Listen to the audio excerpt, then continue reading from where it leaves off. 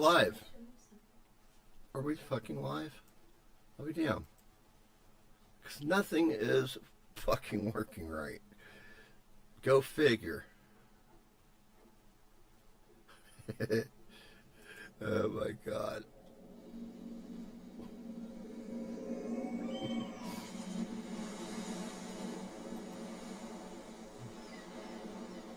Yes, it's live. All right, let's go.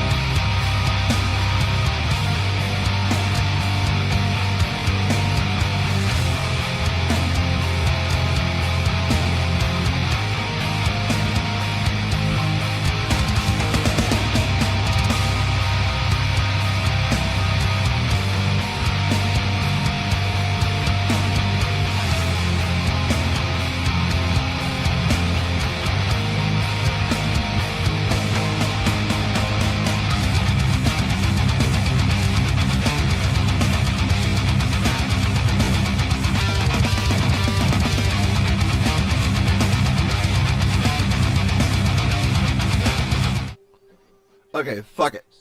Okay, so nothing is fucking working right. Isn't that fucking amazing? God damn. So. Oh my god. Please. What the fuck's this shit? Please shoot me. Please. Please. Okay. Let's, I'm literally gonna call this my shit show. Because that's basically what it is. Let's go check out some videos. Let me see what we've got. Oh, our friends the Soap Girls are on.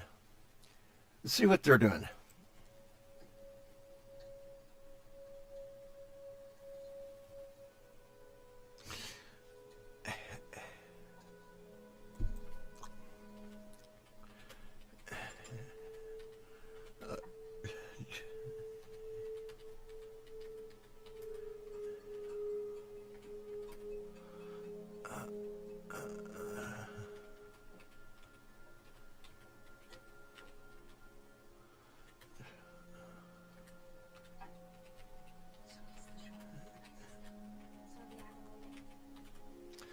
Alright, dropping in to say hi.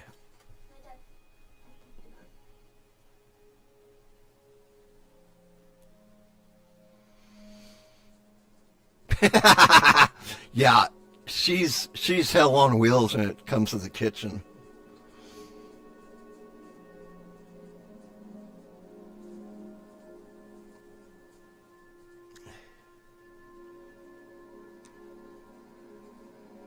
What the fuck?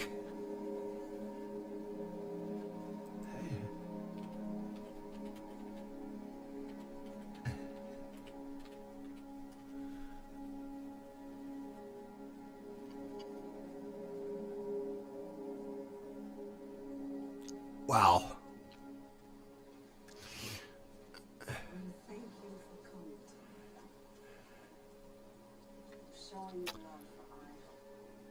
I've never seen scissors like that. That's crazy.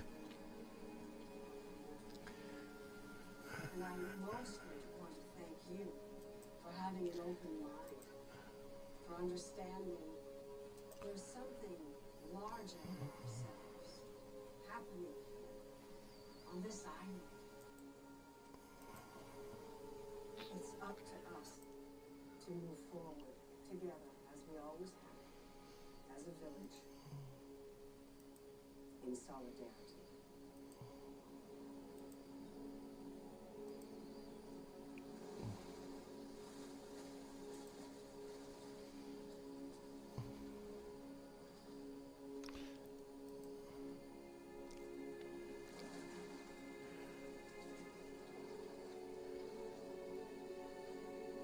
Uh, From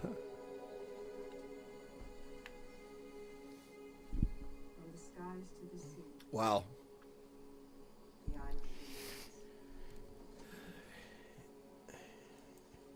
As always, steadfast and strong. Drop in a super chat. Many thanks to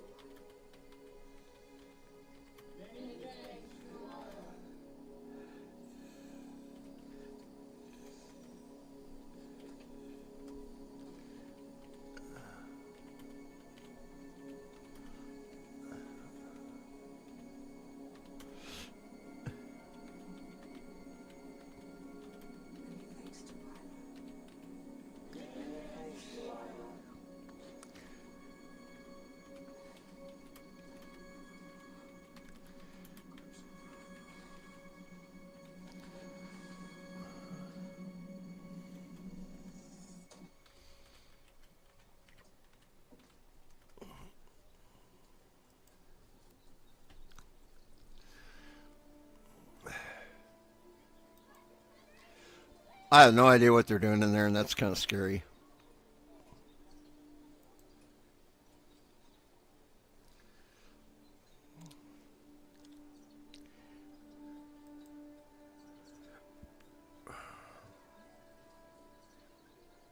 I hate YouTube.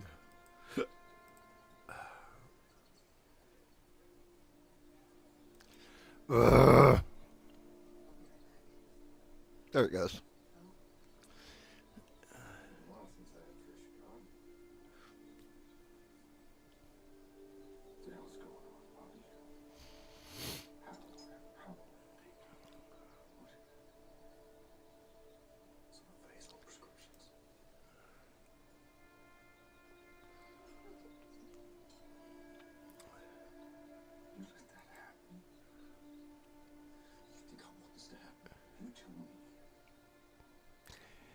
Usually when her sister's in the kitchen, it never ends well.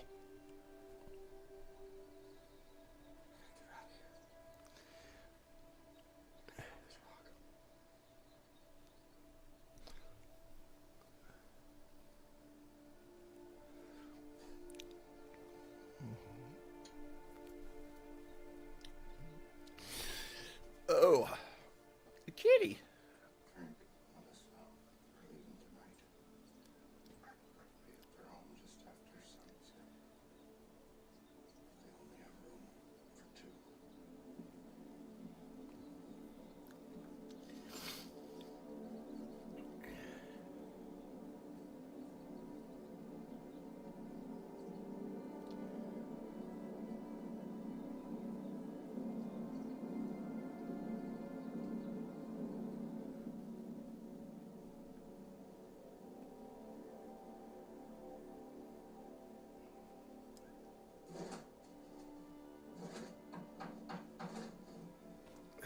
All right. Tell you what, these girls, don't underestimate them. They will rock your ass out. They're badass. So, let's go back. Cilantro and cookies. Okie dokie. Clown World. Let's see what's going on in Clown World.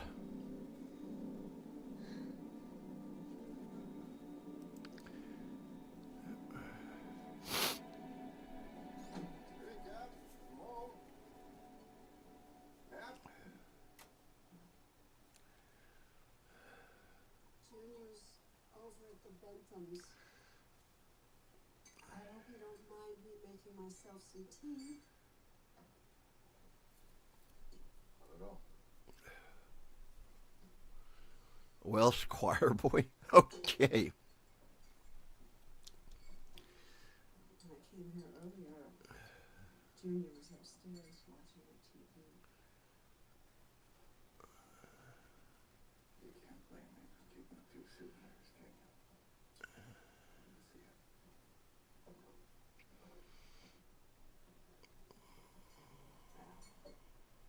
You have to admit, I miss watching your stories. Ah. Fix you something stronger? Not tonight. School tomorrow. Let's go back. What was that they said on there? This is because her son's school, Green Bay Kings Elementary, has policies that allocates additional resources to students based on their race, meaning that if Mr. Decker's son were black, Hispanic, or First Nation, what the fuck is that? Is that Indian? Native American? You know any better? I think you would go accept. Oh, God. Isla needs me now more than ever. I've never been right here. That's what scares me.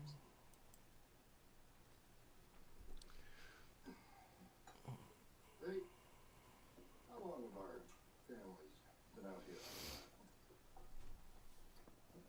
Long time.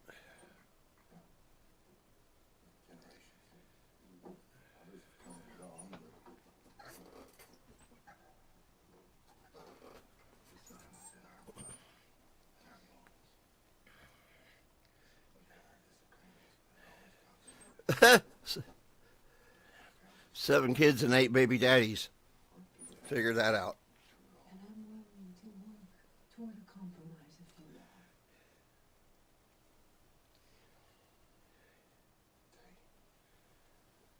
She's a little girl. We can't keep poisoning her with our fear. Bitch, keep your legs closed. We'll do everything we can to keep you coming. I'm not going back there. I'll be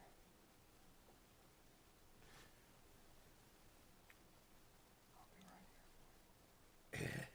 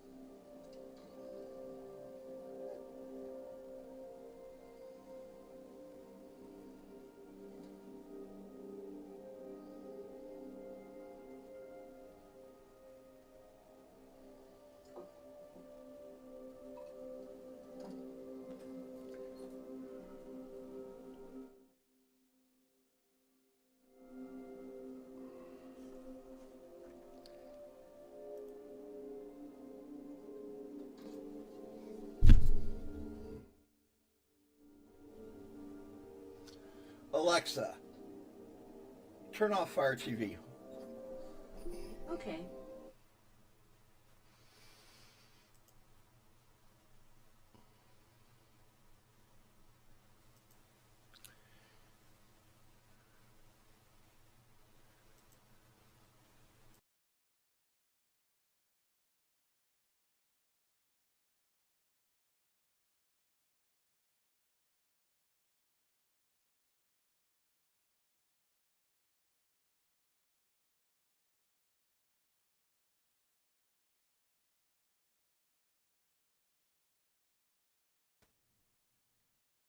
All right, check. Okay, somebody told me none of this shit was working right, so let's start over. It's criminal, and anyone who votes for it should be voted out of office. And he has the money to make that happen. Elon blew this bill up all day. He and Vivek were all over it. I don't like clowns.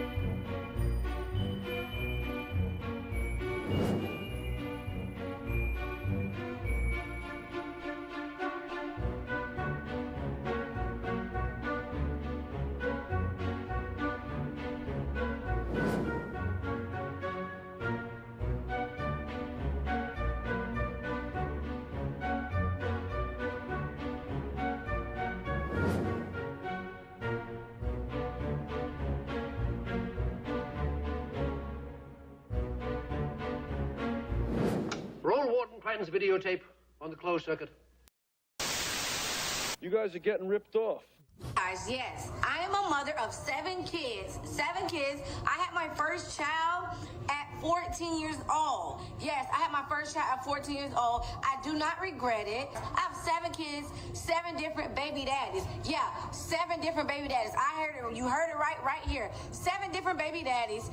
You serious? And why should I pay for that? I don't want to. 7 kids. Had my first child at age 14. Yes, and I do receive $3,000, $3,000 in EBT. Bitch, you need to keep your legs closed. How about yes, that? Like I said, it's gonna be haters, you know, people gonna be jealous and all that. Y'all can keep y'all little comments, but at the end of the day, my kids are taken care of. That all that matters, okay? Infuriating, irresponsible. Hell no. No. Hell to the no. Motherfucker black. Government assistance He's paying charcoal. Nothing else. Who Little, cares? little. I'm gonna raise 7 Hey, kids look by at the myself. Albert. They deadbeat daddies ain't in their life. So the government is helping me raise these kids. Thank you. And who pays for that? John Q. Taxpayer, that's who. Not the government.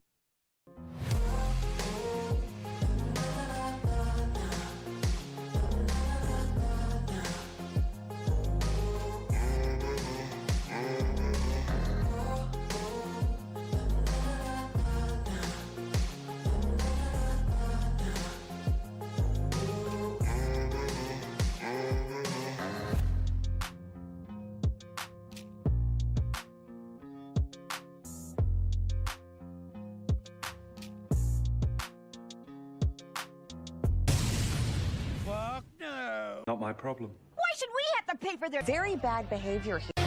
Christmas is only a week away, and while you're out doing last-minute shopping, so's Congress. But here's the difference. You have a budget, Congress doesn't. And Congress just got caught trying to put $100 billion on our credit card. How long does $100 billion last? Probably all year, right? No, 2.5 months. And then they do it all again. Oh, fuck that. Oh, hell no! They tried to write into law that no one's allowed to look at Congress's emails. So if I get a subpoena, you get a subpoena, we have to hand our emails over. But Congress, if they get a subpoena, they don't have to. So if Trump wants to investigate the January 6th committee to find out what happened, you can't see the politicians' emails. If Nancy's texting Paulie P about investment opportunities, no one's allowed to see it. Congress just tried to write a law that puts them above the law. I thought no one was above the law. Didn't they say that all last year? I am above the law. Congress is also funding a censorship program. They're giving money to the State Department to censor things that they don't like online. We're funding Congress to take away our free speech. And remember, vax mandates. They're back. Congress is funding more vax mandates. Oh, you know, for the next pandemic. The section of the bill is called Pandemic Preparedness. Gain of function, you know, the risky experiments that flew out of Wuhan and killed 1 million of us. Congress is trying to fund gain of function research again. I'm sure not here in America. I'm sure we funded it to some other country like Ukraine or China, somewhere in Africa. Oh, and 12 new biolabs that won't leak. They swear. I don't give a fuck. $3 million to test the inspection of molasses. Not to test the molasses, to inspect the inspectors. Have we been having trouble with bad molasses? Was there a molasses recall that I missed? Instead of inspecting the inspectors, why don't the first line of inspectors just do their job? $15 million to make recycling more accessible. It's not accessible now. Everywhere you look, there's a blue bin. When you throw something out, like 5 different little bins, and you're analyzing what goes in which one. Does this go in this bin? This recycling all goes to the same place anyway. Half the plastics in landfills. And $100 million goes to migrant farm workers.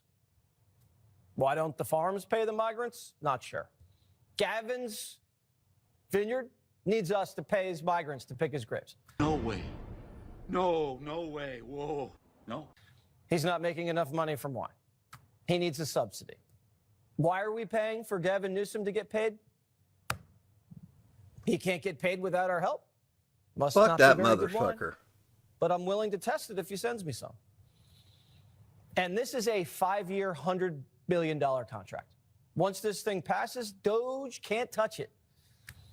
Oh, and they're keeping Kamala's electric bus program. Kamala lost, but her earmark didn't. No one cares about electric buses. Oh, those guys are all crooks. The bill also bans sexy memes. Yeah, here's a sexy Jesse deepfake. I look good, but I don't look that good. I guess people have been putting AOC's face on bikini models in the group chat. Well, Congress says you can't make us look too hot, or you're going to prison. Memes are a crime. Oh, and the bill's also woke. It changes the term offender to justice-involved individual, and homeless to an individual experiencing homelessness. Who wrote this bill?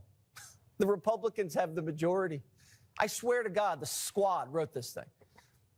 Doesn't stop there. Remember Obamacare? You hate it, right? So does Congress. But now Congress gets to opt out of Obamacare. You're not allowed to opt out. Congress, the people who wrote Obamacare into law, they don't like it. So they're opting out of it because they think they're better than you and they deserve more. And they actually do think they deserve more. Congress is trying to give themselves a raise. Members are giving themselves a pay raise. Do you guys deserve a pay raise? Well, that's news to me. It's good news. People look at the performance of Congress and say, why should we give them more money? What about the media? Think about that for a second. We're not paid by public money. I know you're not, but I mean, half of your listeners are not there anymore. You're still getting the same paycheck? What's going on?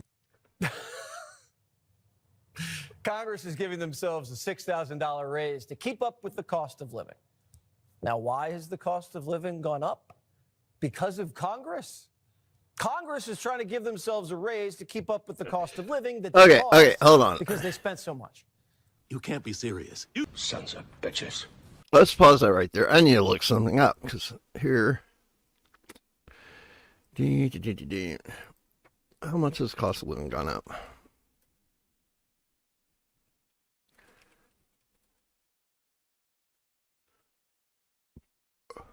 Whoops.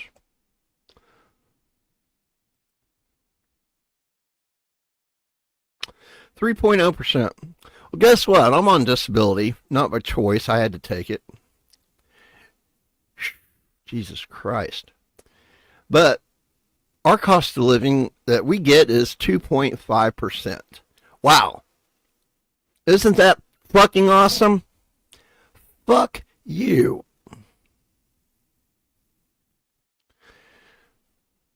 Wow. I want to post something on that shit because that is just shit.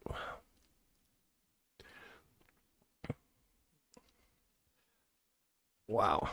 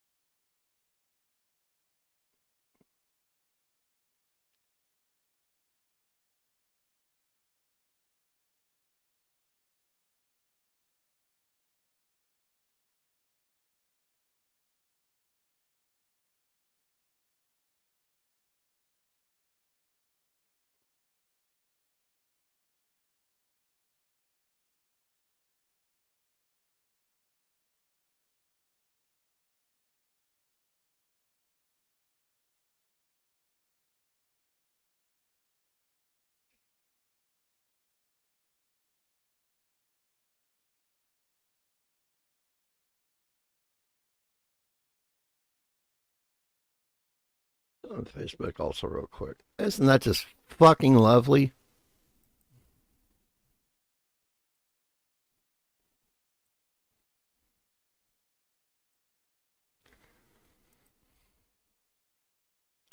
Being on disability too, you get enough where you don't qualify for any extra help like food stamps or anything like that. No, you're fucked. Elon Musk says the bill is criminal, and anyone who votes for it should be voted out of office. And he has the money to make that happen. Elon blew this bill up all day. We are on X. Oh, I was. And it lit a fire under the politicians.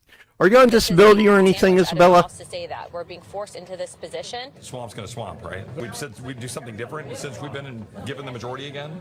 We're adding 30 billion in literally totally unpaid for additional deficit spending just since November 5th in 45 days. I just looked it up. So the cost of living from June of 2023 to July of 2024, the cost of living went up 3%. But we're only getting a 2.5% increase for our cost of living. Yeah, that's just like, yeah, fuck you. And see, I don't know how much you get, but I don't qualify for any other kind of assistance. I'm on regular SSD. I'm on SSI. I'm on the big disability thing, and shit, it's not enough, dude. It is, I guess if you go into like a housing project and, if you got anything good, it's going to wind up getting stolen because you're in the fucking hood. There's no fucking, I don't get it. They expect us to live in I don't know. It's just fucking bullshit, dude. That's doing what we're supposed to be doing. We're just fundamentally unserious about spending. And as long as you got a blank check, you can't shrink government. If you can't shrink government, you can't live free. I agree. 100%. The Speaker of the House, Mike Johnson, says he had no choice. Elon and Vivek and I are on a text chain together, and I was explaining to them the background of this. And Vivek and I talked last night about almost midnight. They understand the situation. They said, it's not directed to you, Mr. Speaker, but we don't like the spending. I said, guess what, fellas? I don't either. We got to get this done because here's the key. By doing this, we are clearing the decks, and we are setting up for Trump to come in roaring back with the America First agenda. Clearing the decks? What does that mean? I don't know what clearing the decks means. I don't trust him. Put out a statement. If Republicans try to pass a clean, continuing resolution without all the Democrat bells and whistles that will be so destructive to our country, all it will do after January 20th is bring the mess of the debt limit into the Trump administration, rather than allowing it to take place in the Biden administration. Any Republican that would be so stupid as to do this should and will be primaried. Everything should be done and fully negotiated prior to my taking office on January 20th, 2025. Your primary. Biden doesn't care. He's looking no, to he hire don't. 1,200 new DEI bureaucrats before Trump takes over. Yeah, DEI jobs. The SEC, who couldn't catch Madoff, Mini Madoff, or Nancy, They're looking for a, quote, supplier diversity officer. The salary, $250,000 a year. Health and Human Services is looking for a, quote, scientific diversity advisor, $180,000 a year. The Air Force needs an equal deployment specialist, 150 G's a year. And you can't fire them. They're negotiating golden parachutes into their contracts. So if Trump comes in and says you're fired, it's going to cost $160 million in severance packages. This government, these politicians have no respect for you and your money. Yep. They're stealing your money. And if you try to subpoena their emails, get lost. And if you post a meme about them, you go to jail. Can't ridicule politicians. You're only allowed to bribe them. Most of these people aren't even elected. Only 6% of the bureaucrats go into the office 5 days a week. And Biden just locked in a contract where thousands of them get to work from home for the next 5 years until the next pandemic, which we're preparing for by funding gain of function. Yeah. Trump is already on the warpath.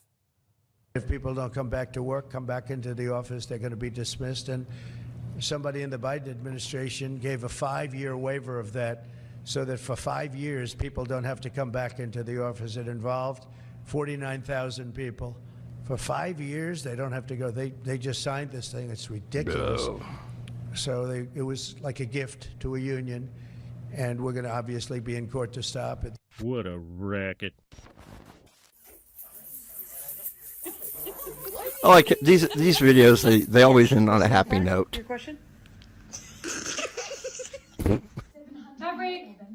Maverick! Doubling since 2022.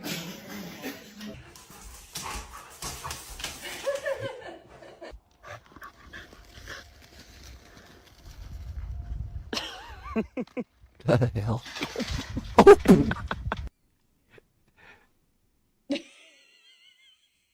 Oh.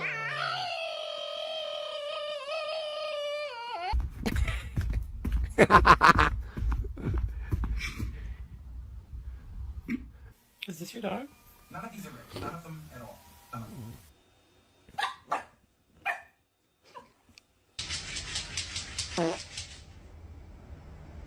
Oh, you gotta give him that huck. Oh, you fuck! Dumbass. It is a messed up world. Oh my God. Oh my God. Yeah, this, I know what you mean there, Isabella. I was living in a place, and it was, God, everything's taken care of. It was all bills paid, and they got taken over by a new company, and they tried to say, oh, you got to pay your own electric now. And they cut off my electricity. So I had to call housing, and housing was like, oh, really? Needless to say, about 15 minutes later, my electricity was back on. They were like, you guys can't do that. Oh, they were so fucking pissed. There's this one thing. Oh, what's this? Superman. Official teaser. Whoosh.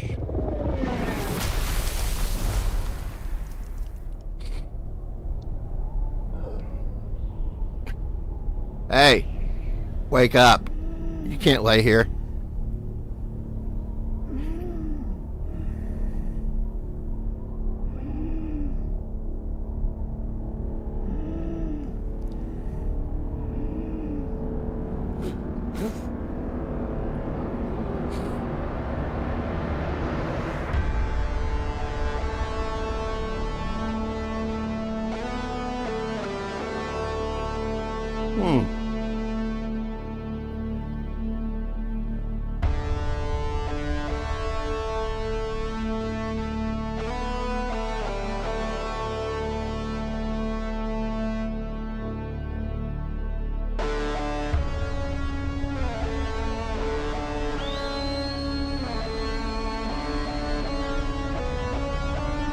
What the hell? Crypto? It's crypto. Whoa. It is. Tell me damn. Home. Take me home. Wow.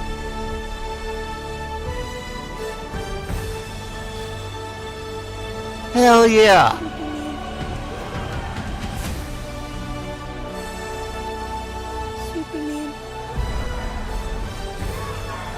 Damn. Oh, wow.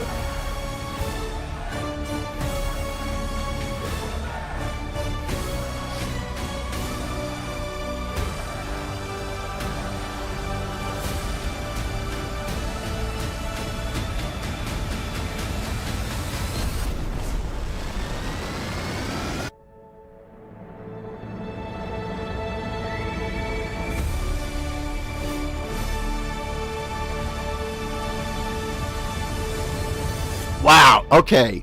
Wait a sec. One more time. Holy shit.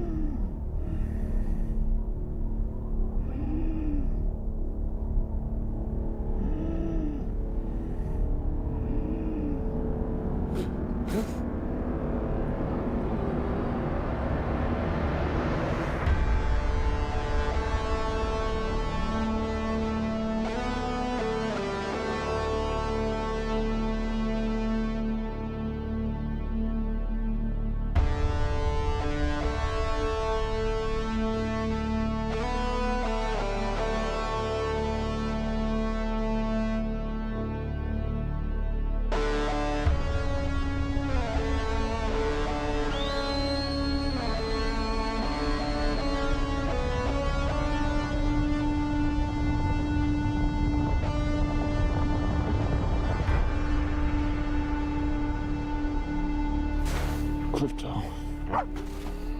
Home. Take me home.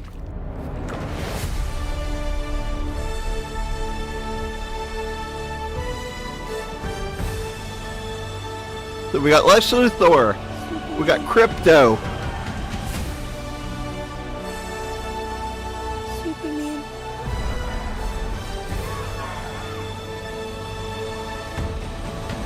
We got Guy Gardner from the Green Lantern Corps. And we got another one. We got Hot Girl.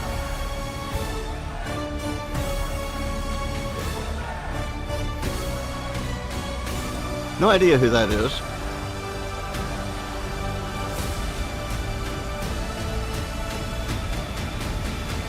That is, black dude. Can't think of his name. He's not a Green Lantern, though. Supposed to be like the most intelligent person on Earth.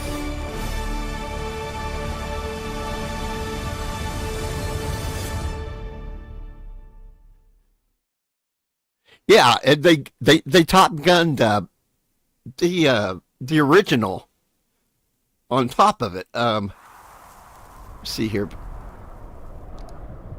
Was that John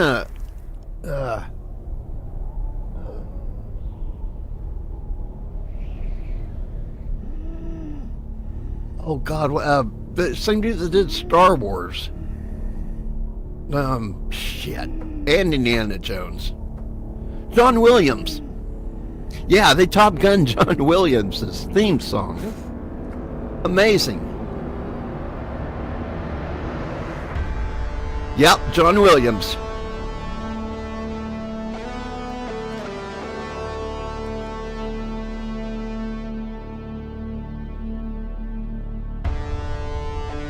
And see what I like about that, James Gunn, he added a lot of, a lot of stuff he's gone and done. The soundtracks are just amazing.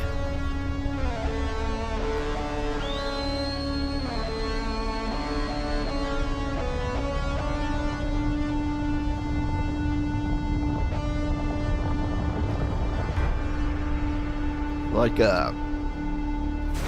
Crypto. Home. Take me home.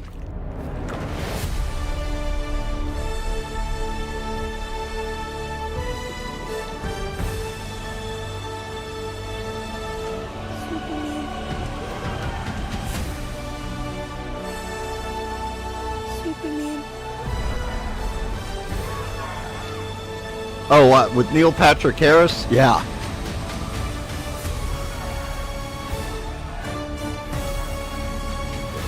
John Williams is the greatest.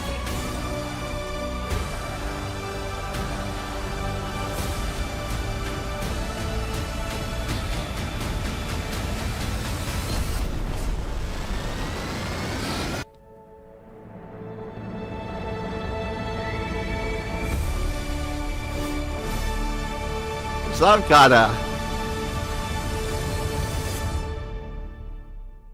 because they've been doing it to a lot of John Williams stuff here lately. No, that's not what I wanted. I wanted my playlists. And playlist right there. Epic. Epic. They did the epic thing on with Star Wars. Let's see. Right here.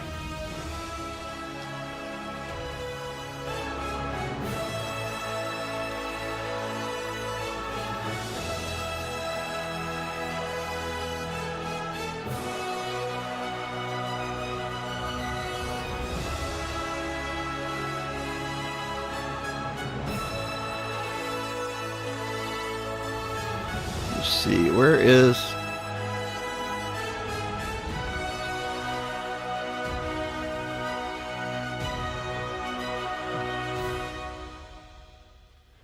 There it is.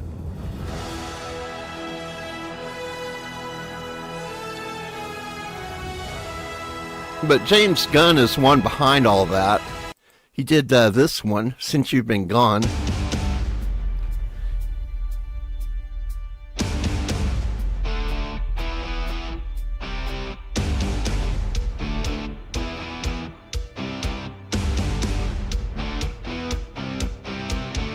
I can play this. Whoa, whoa.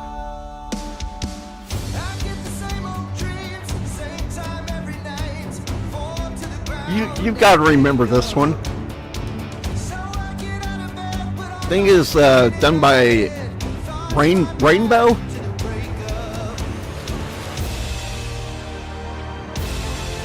Your boy's 23.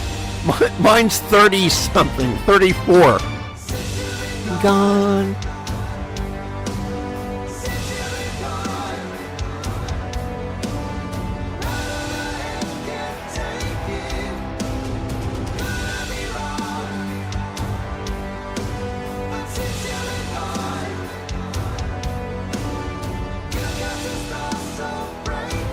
Well, I'm telling you, nothing is working right this morning.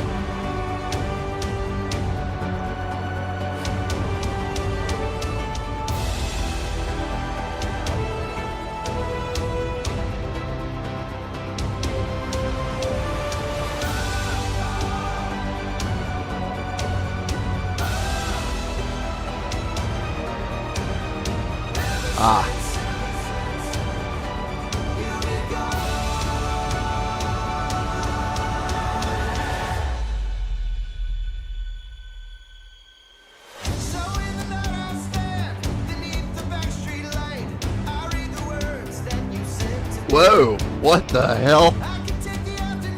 Hold the phone for a second here. Jesus Christ. What the... Seats are getting smaller. Seatbelts are getting shorter. And they pack us in tighter so they can make more money. But when we can't squeeze into their tiny seats... How the fuck they get her in there? I'm done letting airlines make us the problem. How the fuck they gonna get her out? Airlines make their products smaller every year. Then they blame us for not fitting. If your car got smaller every year, wouldn't you be pissed? Seats are getting smaller. They had to grease that bitch up to get her in there. They pack us in tighter so they can make more money. But when we can't squeeze into their tiny seats, it's somehow our fault. I'm done letting airlines make us the problem when it's them causing it. Airlines make their products smaller every year. Then they blame us for not fitting. Oh my God. Smaller every year, wouldn't you be pissed? Get off of here, fatty. Jesus H. Are getting smaller. Seatbelts are getting... Oh, God. Jesus Christ. You're trying to grease the pig up. Squeeze run in there. Oh, my God. Damn. Okay, yeah, I am looking forward to the new Superman. Oh my God, that looked good. That looked really, really fucking good on there. So let's see what they say about that thing here.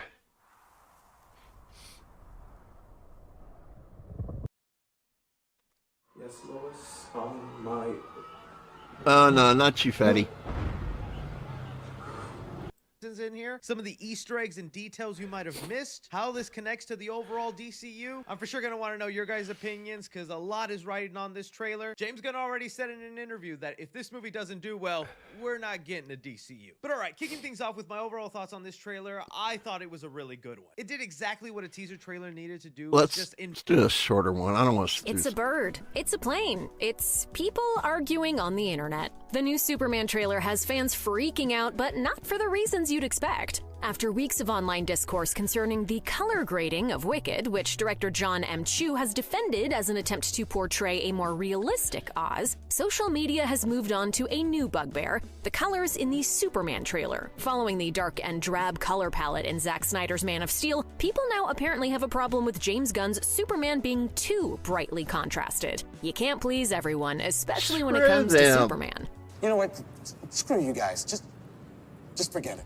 On X, one user criticized the aesthetic, writing, "Superman looks like a fancy TV show. The bright colors are matched with bad contrast, the limited character interaction looks shallow, and David Corn's sweat shows 0% Superman aura." These types of posts first popped up after Wednesday's initial teaser, which showed off just a little bit of footage, including a shot of the Daily Planet reporters looking sorta drab to some. However, the discourse kicked into high gear when the actual trailer dropped, so expect many more long-winded debates about Superman in the weeks and months to come. One clearly embittered ex-user wrote, "This color grade is actually horrendous and is washing out the whole cast, going from Man of Steel to this." Fans who liked the more muted colors of Snyder's films might be put off by the vibrant colors in this movie's trailer. Either way, there's no right or wrong answer to the palette debate. It's all about visual preference. Plus, we've literally seen less than 3 minutes of footage so far. Maybe the movie's themes and vibe will justify its saturated colors. We'll only know when Superman finally comes out on July 11th, 2025. The overly saturated colors have a lot of ex-users making one comment specifically. Just take this person's tweet. "Superman looks very odd visually, almost reminds me of one of those CW shows." This seems to be meant as a bad thing, as CW shows are often criticized for their TV budget production choices. There's also usually a tendency to ensure every shot looks overly polished, like it's meant to be a TV show rather than, real life. Because as we all know, there's nothing more realistic than a man who flies around in a costume and shaves himself with eyeball lasers. It's not just the visuals giving people the ick, though. The CW criticism has been extended to the overall vibe of the whole movie, even though we've obviously seen less than 3 minutes of it. It's like a CW show if the cast was less hot. Another critical ex-user wrote, "Looks cheesy, like a CW show plus a dog with a cape saves Superman." Facepalm emoji. Look, talking about color grading is one thing, but Crypto is the goodest boy around. Let's not bring Crypto into this. And remember, this is James Gunn. Silly James Gunn. The same silly James Gunn who gave an emotional story arc to Polka Dot Man. I'm a superhero! Yeah! I'm a mother... Also, it's worth noting that the CW actually had a Superman show the past few years with Superman and Lois, which ended on December 2nd, and actually managed to do something new with the character. Not only that, Superman and Lois had pretty good visuals considering its budget and network, so maybe CW shows deserve a little more respect from those criticizing it online. As with anything that happens on the internet, there's bound to be backlash to the backlash. As soon as people came in posting about the Superman trailer's color grading, others entered the chat to insist the shot shots looked fine. An optimistic X-user offered this perspective. I like the colors in that Superman trailer. Even if it looks kind of goofy, it's a nice contrast from everything being so grim and gritty. To be honest, a brighter color palette really shouldn't be surprising to anyone, considering James Gunn's previous superhero efforts. His Guardians of the Galaxy movies are far more colorful than a lot of other films in the genre, and if there's any character who deserves to have bright colors pop on the big screen, it's the Man of Steel. I don't have a problem with it. I like the colors. They're not overdoing. Ooh, what's this? Very sad news. Star has 4-stage cancer. Huh.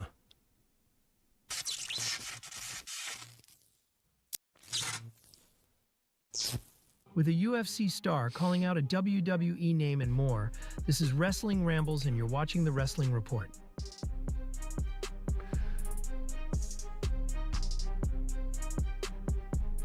Talking about his upcoming match at ROH Final Battle against Matt Cardona, Chris Jericho told Busted Open Radio, "Just the fact that we are doing this is special. The fact that it's in Hammerstein, with the vibe that is expected. I don't think anybody expected Matt Cardona to answer this challenge. He's not an AEW regular. We haven't seen him a whole lot. Ticket sales have pretty much doubled after this match was announced. We're going to sell out if we haven't already. Matt has done a good job of reinventing himself and recreating himself. Everything he does is very solid. It looks great. It's very meat and potatoes in the best way. Matt is not the type of guy who's going to do a moonsault off the top of the balcony and..." Jeez. What is going on, guys? It is WrestleMania here. I'm back with some more news. Join us now as we look at the wildest news stories and rumors. Crap. All right. So we already watched Clown World. Ho ho ho! Ha ha ha ha! Nice, nice. Let me see. Clown World. And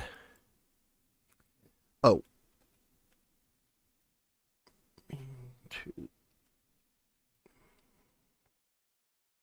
There we are. 3 hours ago.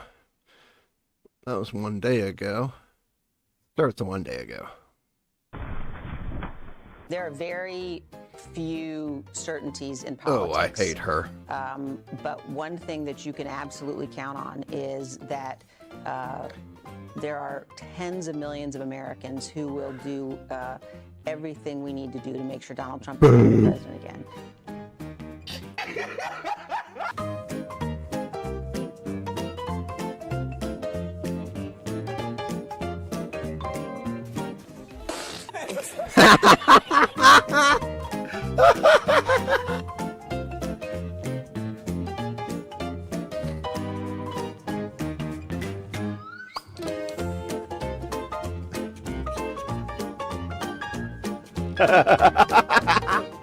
Merry Crackmas.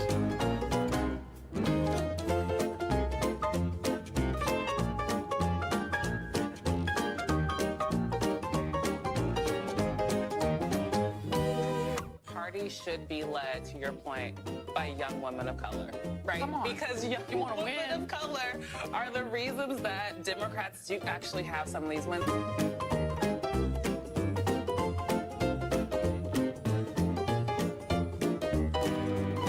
You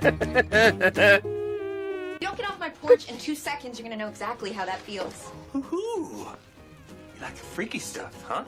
You need some help leaving, White? Nobody makes me bleed my own blood. Nobody!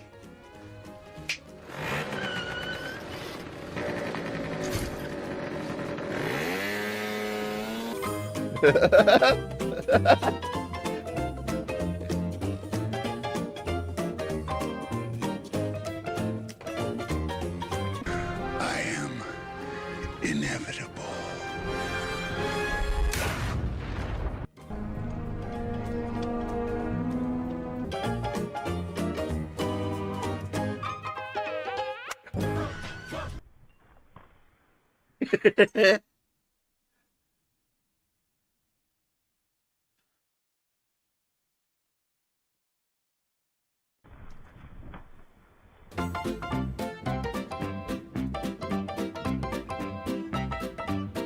What the?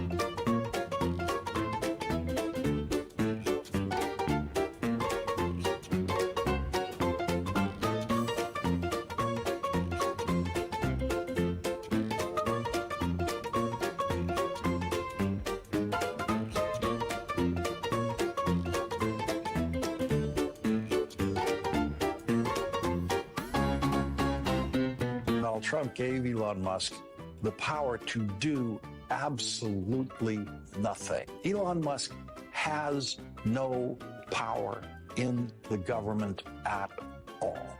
Elon Musk has no power over spending. After Elon Musk led the way, only then did Donald Trump catch up with his apparent boss, Elon Musk. Elon Musk has no power in the government at all. Elon Musk has no power over spending. Yeah, Trudeau's a bitch. They got scared because President Musk told them, President Musk said, don't do it. Oh my God, is she the crib keeper?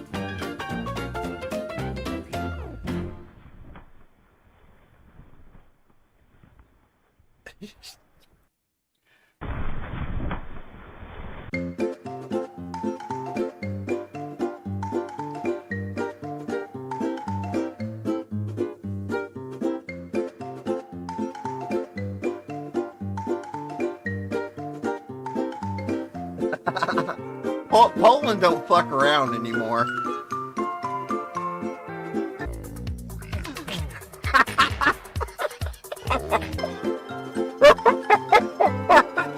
Oh my God! Whoa! Whoa! Back it up! Back it up! And I ask you to remember. Hold on.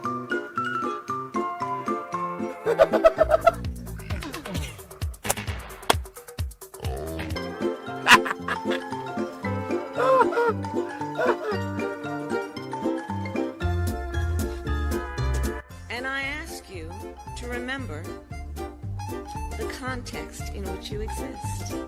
She looks drunk. Yeah, I did that. Uh-huh.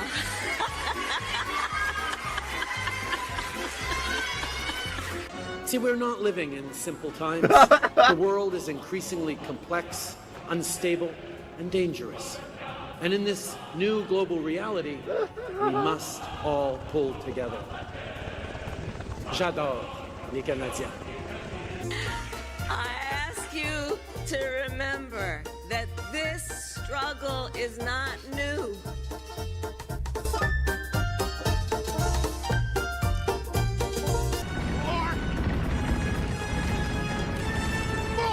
Michelle Obama's walking, we can't let her go. She's a classy lady, we just love her so. We got Michelle Obama. Big Mike. Happy place, we got Michelle Obama. At the happy. In the face of an obstacle, do we throw up our hands? Or do we start sucking? And as we approach,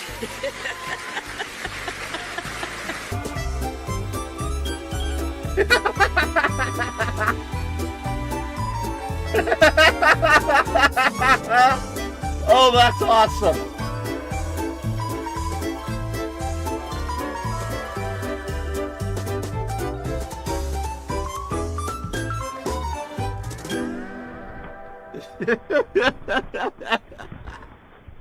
Oh, I love it. Oops.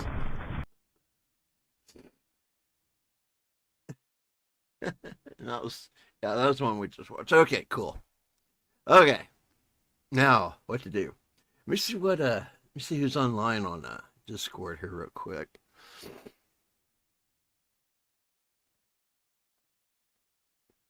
Well, this is going to be a long fucking haul. I can't believe nothing is fucking working right. Let's see if any of my squadrons on. Might go do some War Thunder for a bit. See,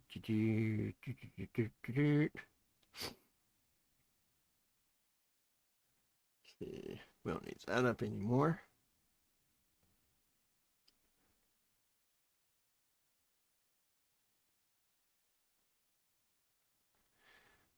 Remy left me a message.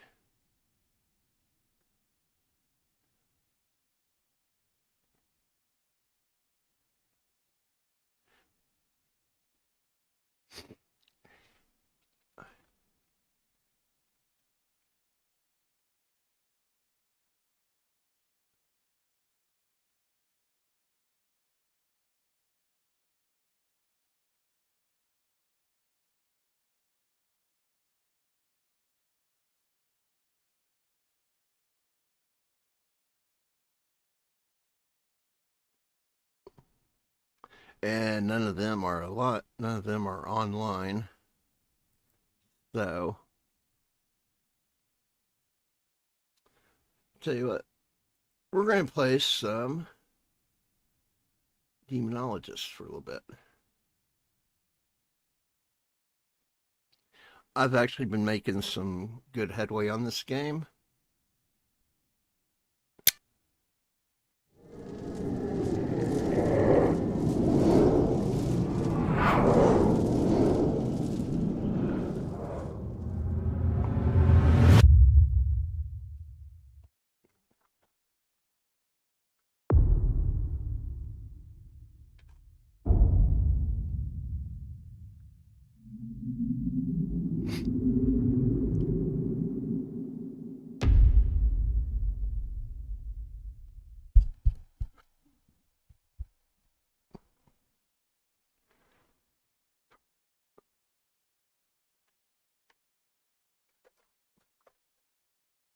Okay.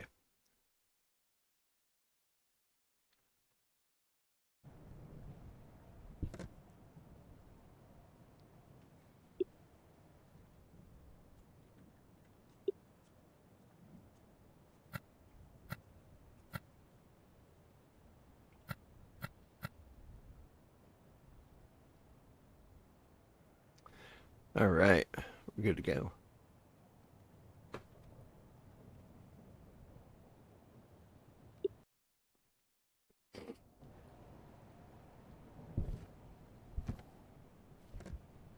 Ooh. Why don't we start from the very get-go?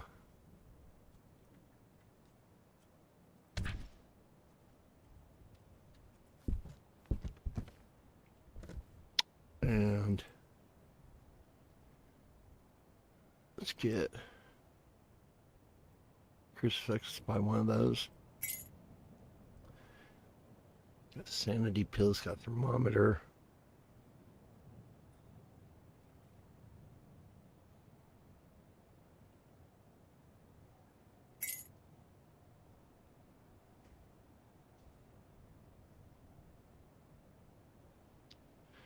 Okay.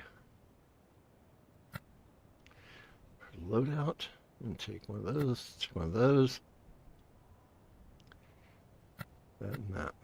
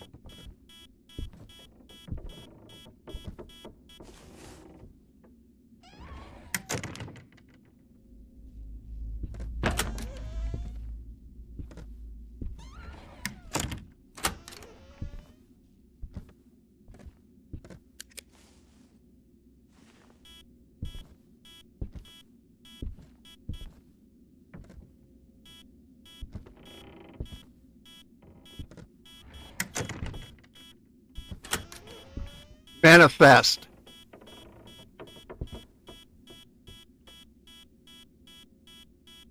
Magna.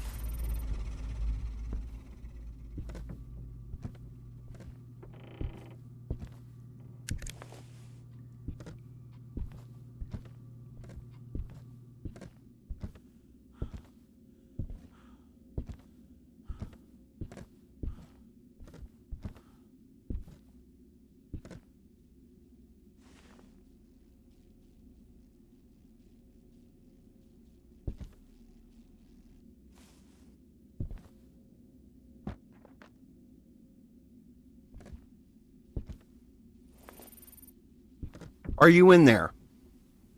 Give me a sign. Manifest. Show yourself.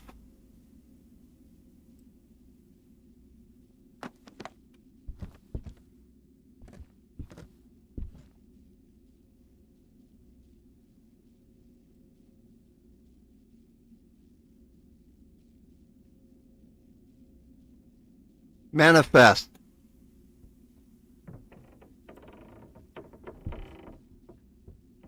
Give me a sign.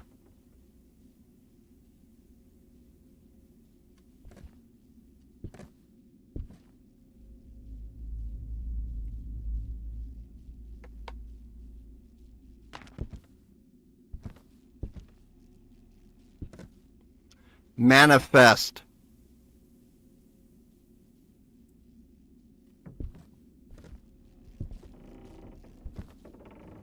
Can you draw a picture?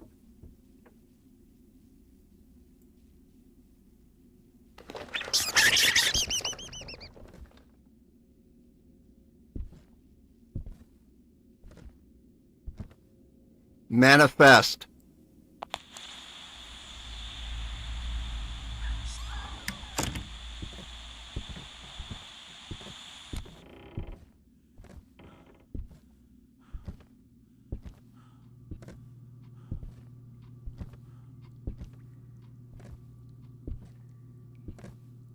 All right.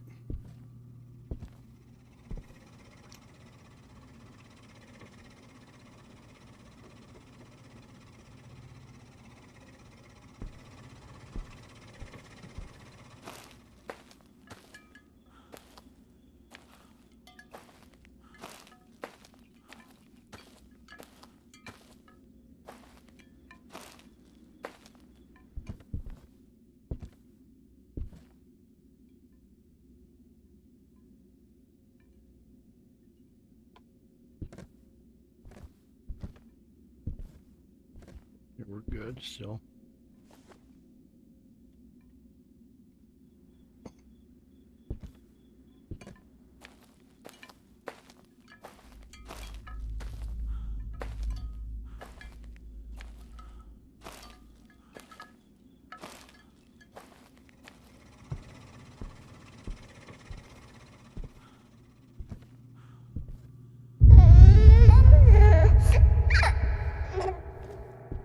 Nice.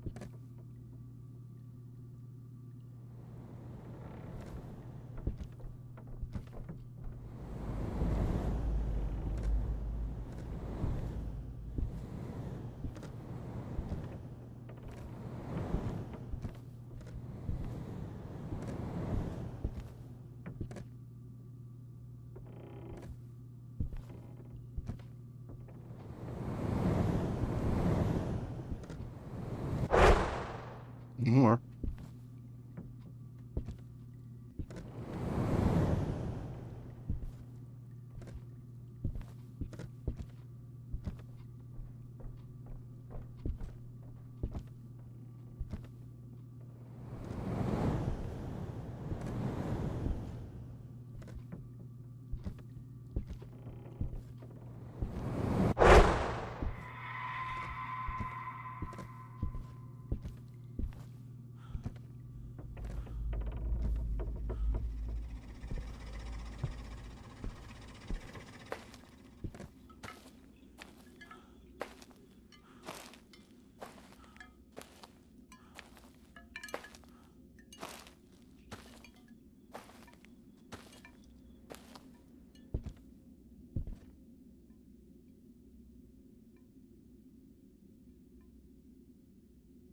Okay, and 61%, we're doing good.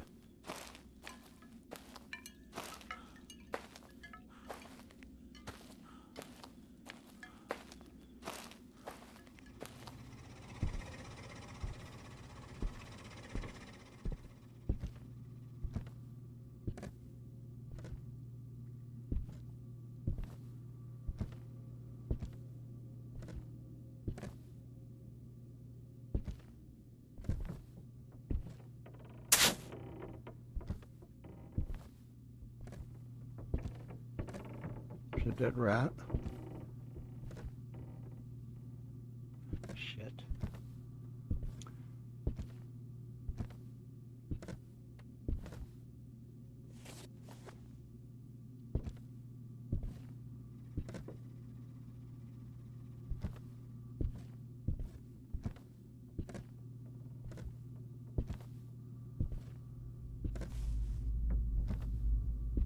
Now we gotta find where the damn boiler is. Last time it was in here. It's not in here this time.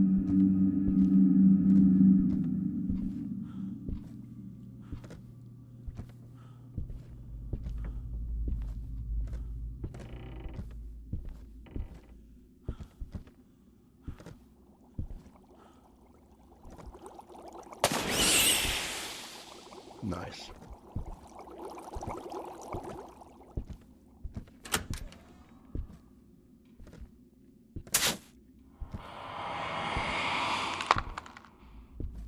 Didn't need to see that.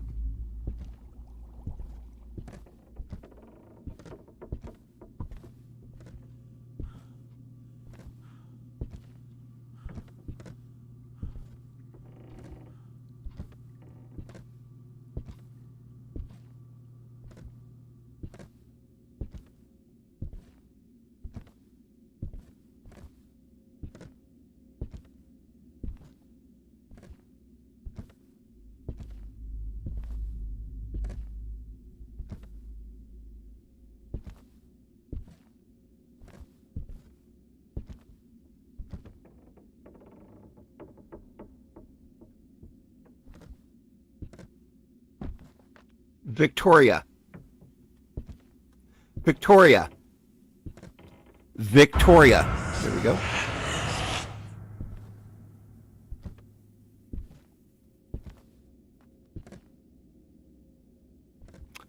Anger. Anger.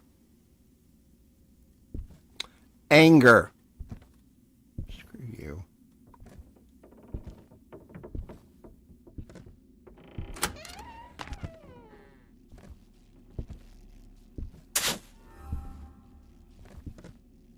Rats in here. Rats. Let's see rats.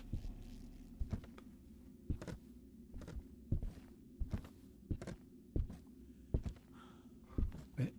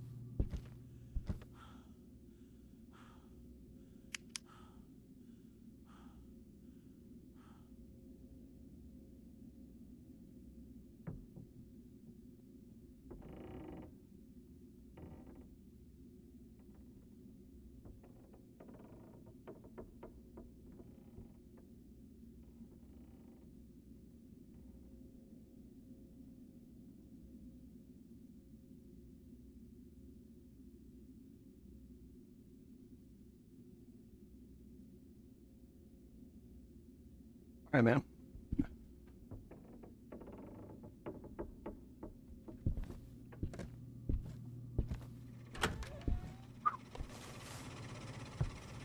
Back to the chat real quick. I need to take a piss. God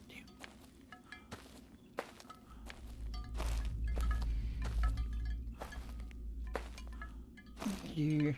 Yeah. All right, cool. Alt tab.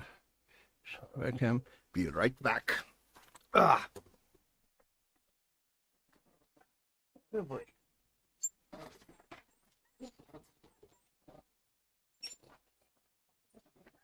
Okay.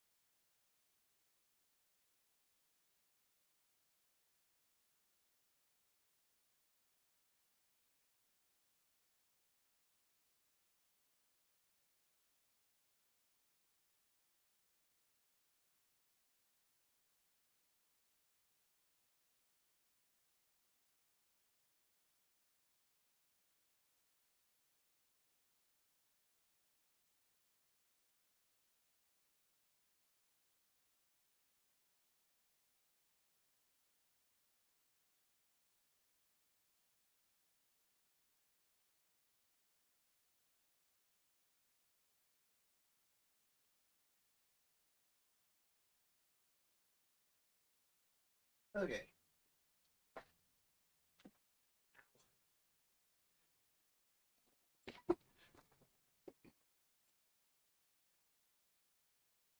Okay, I'm back on. Oh.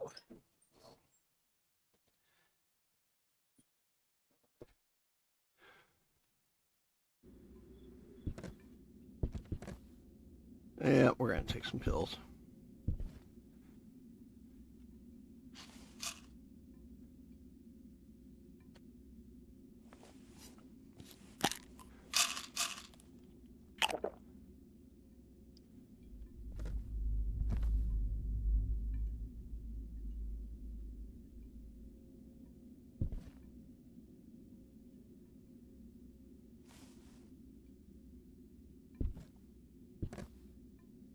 Alright, one more dead rat to go.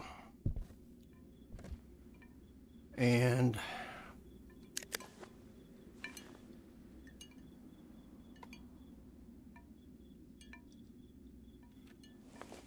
might need this.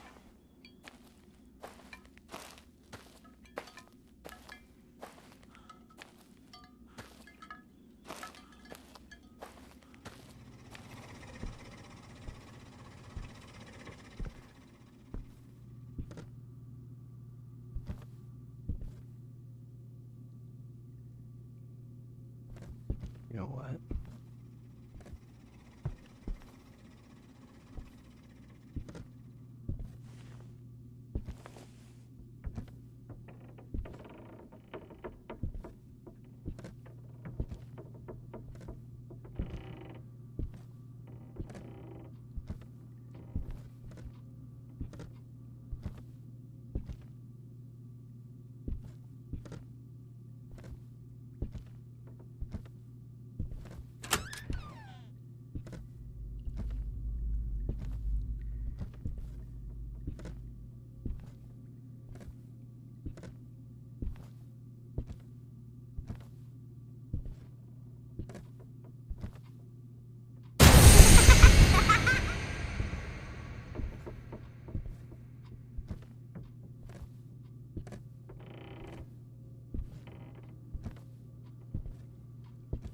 shit my pants.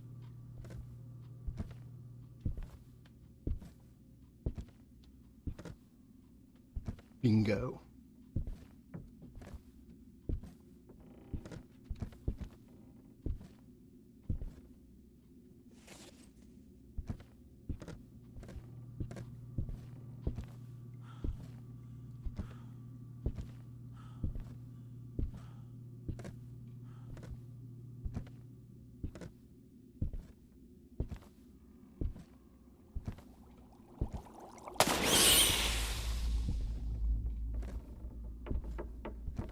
Over the exorcism.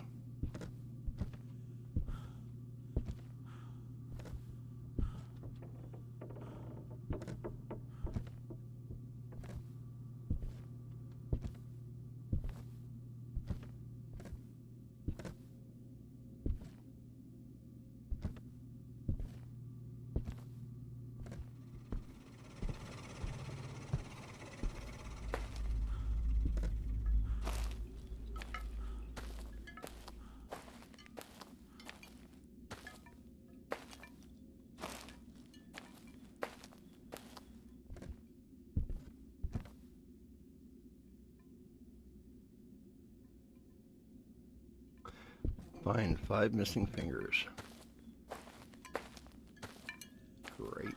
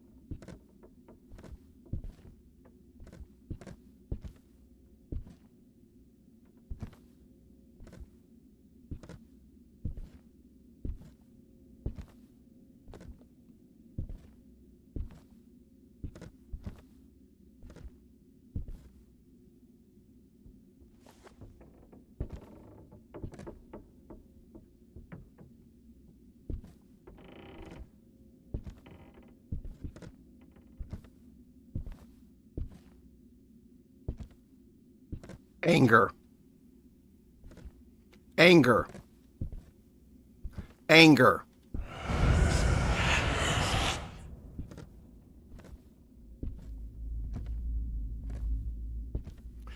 Dream.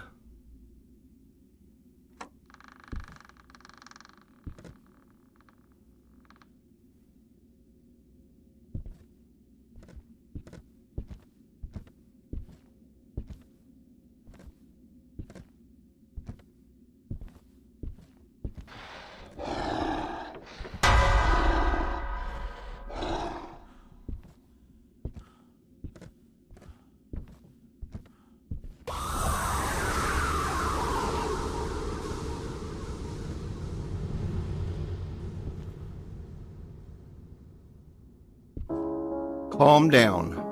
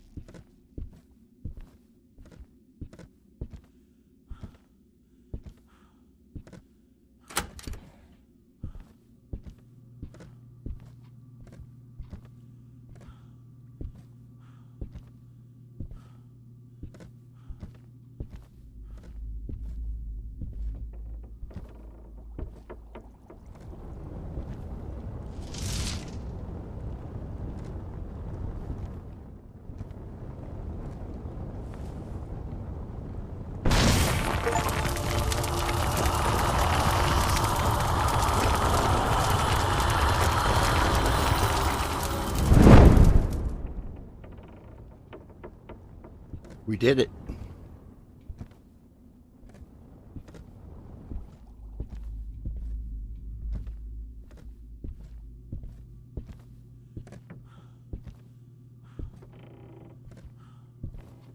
I can go back and pick up my cross.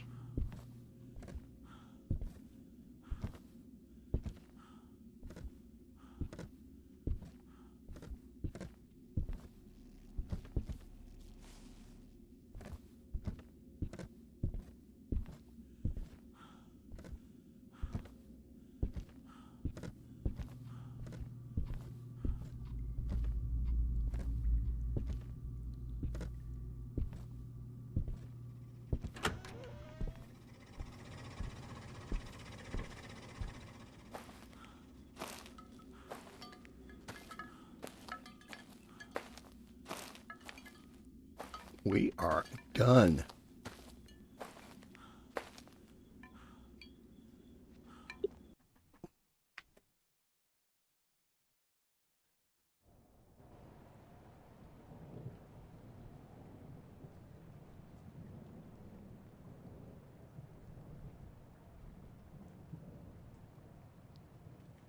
Good job.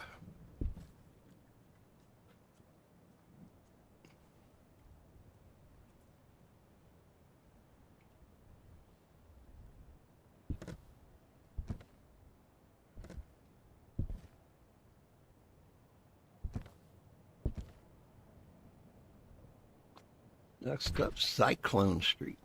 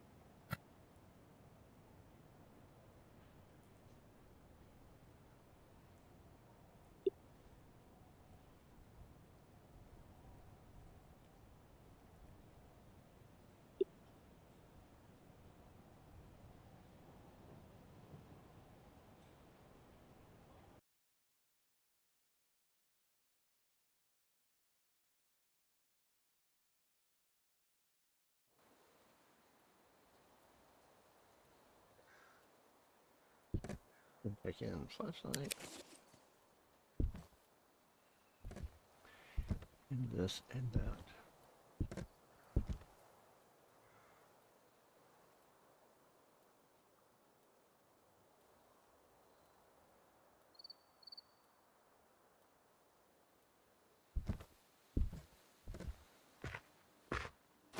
Uploads computer data. Seen that before.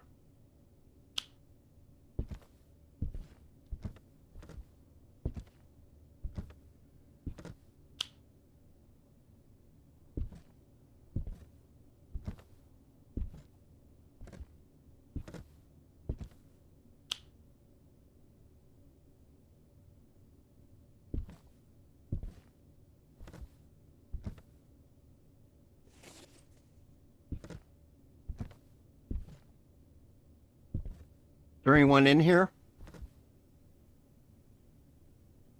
Can you give me a sign?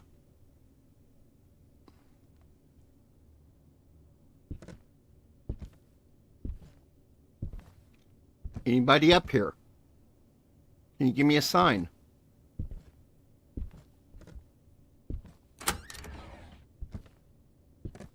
Hello? Anybody up here? Can you give me a sign?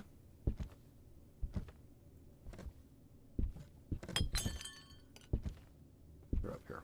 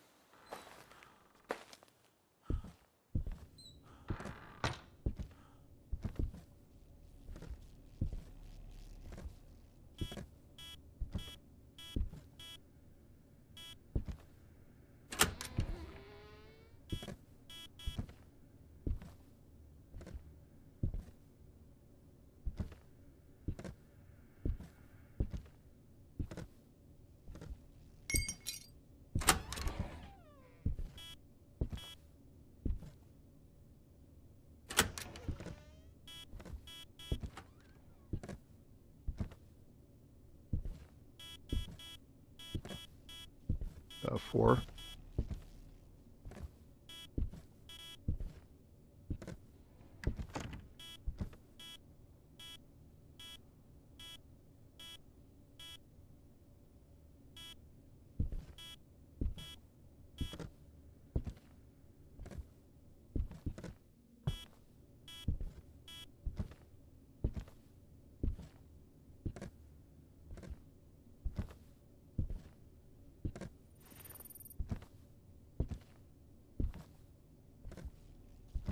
Can you talk to me?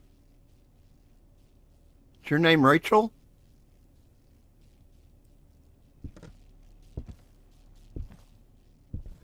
Can you manifest?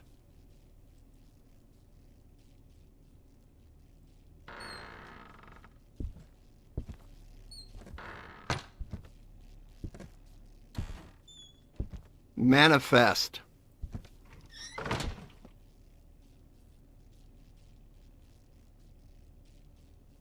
What's your name? Talk to me.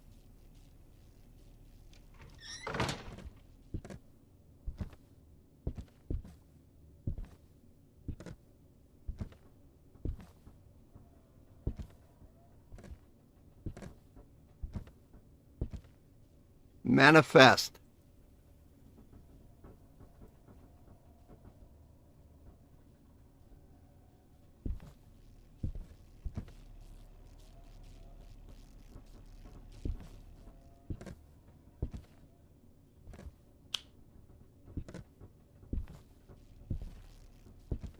Manifest.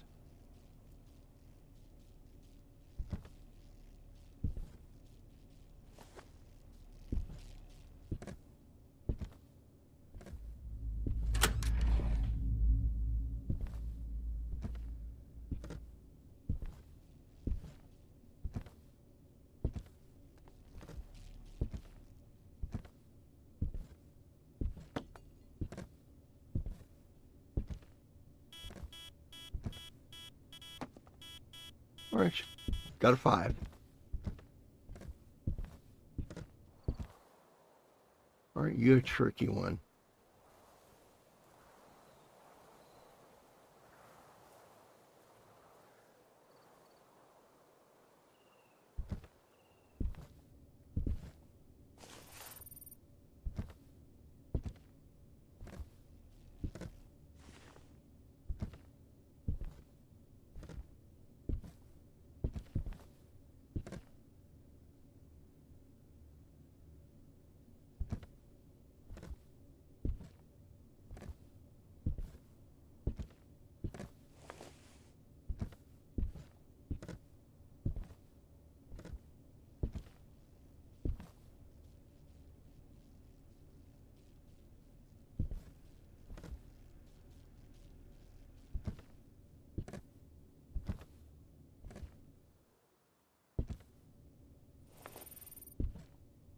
Manifest.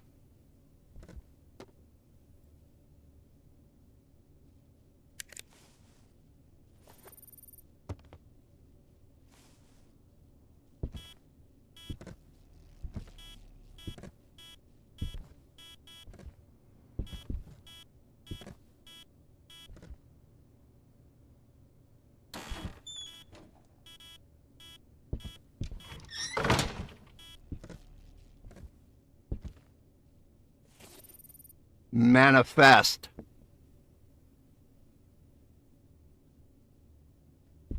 Talk to me.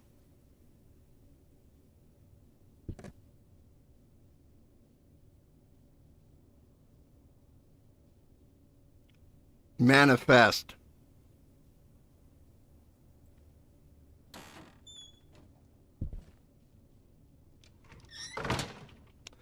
Talk to me.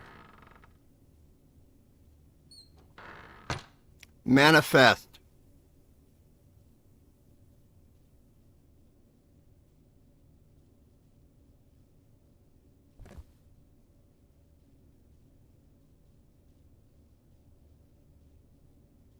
Manifest.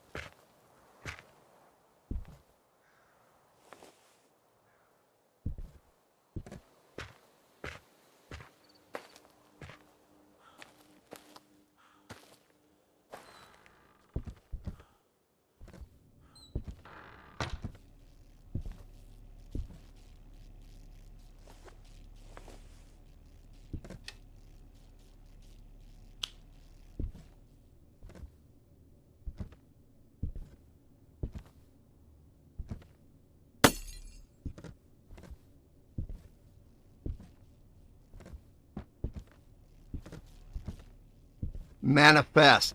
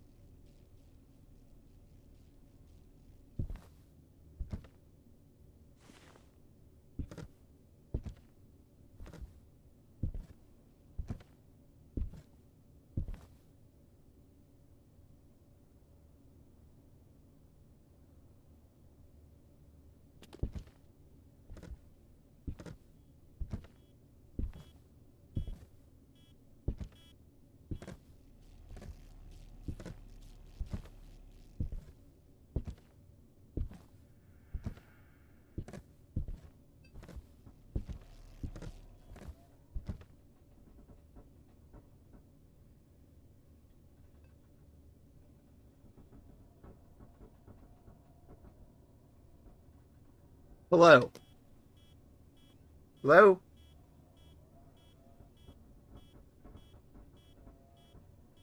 Oh.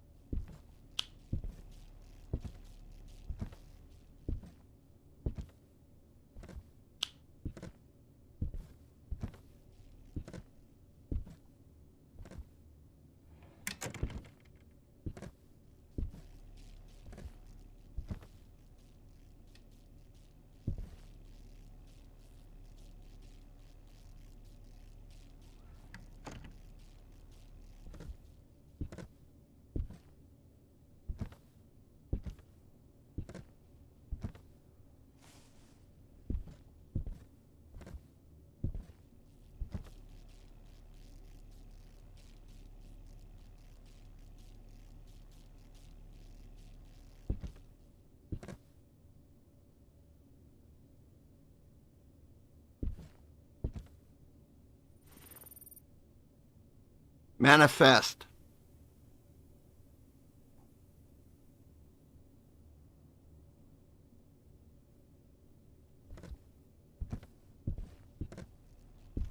Draw me a picture.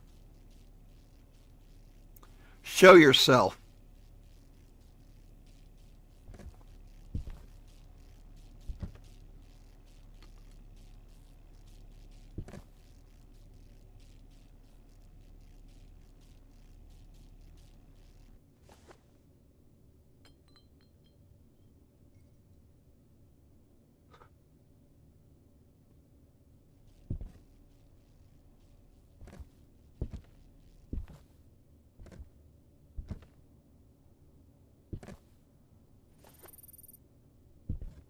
Manifest.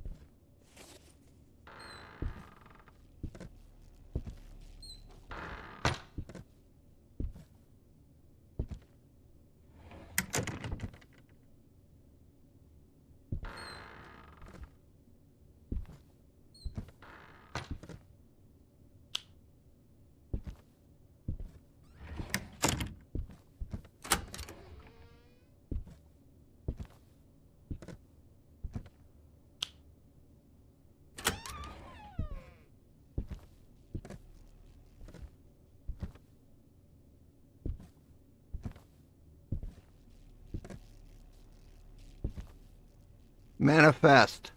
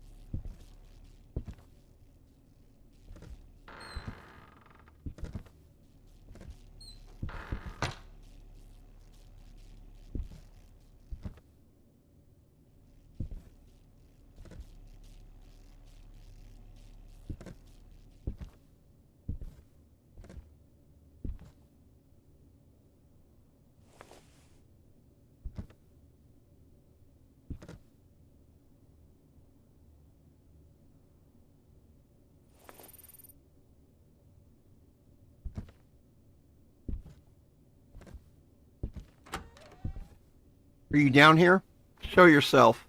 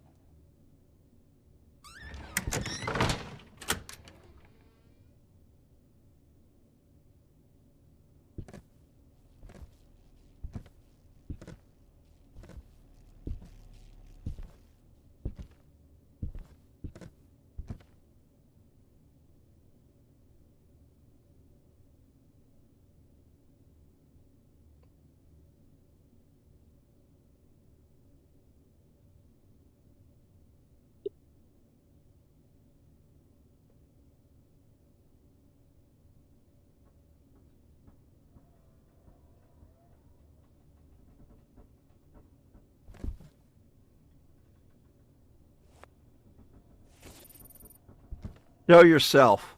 Manifest.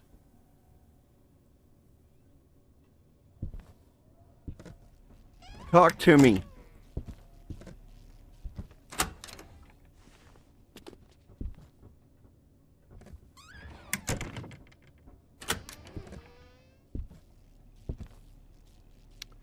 Talk to me.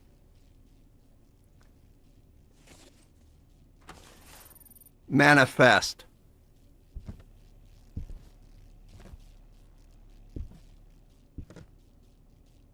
Manifest. Motherfucker.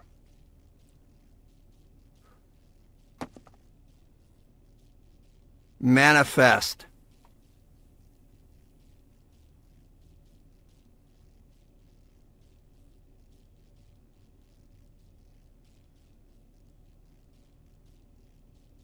Manifest.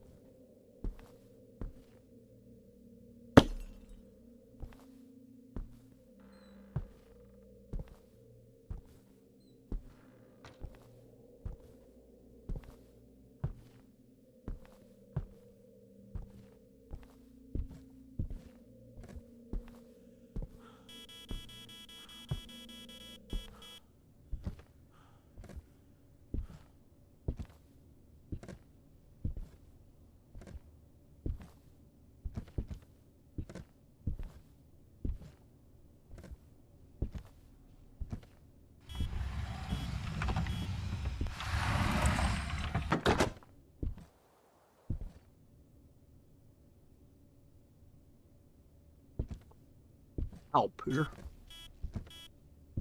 Quit.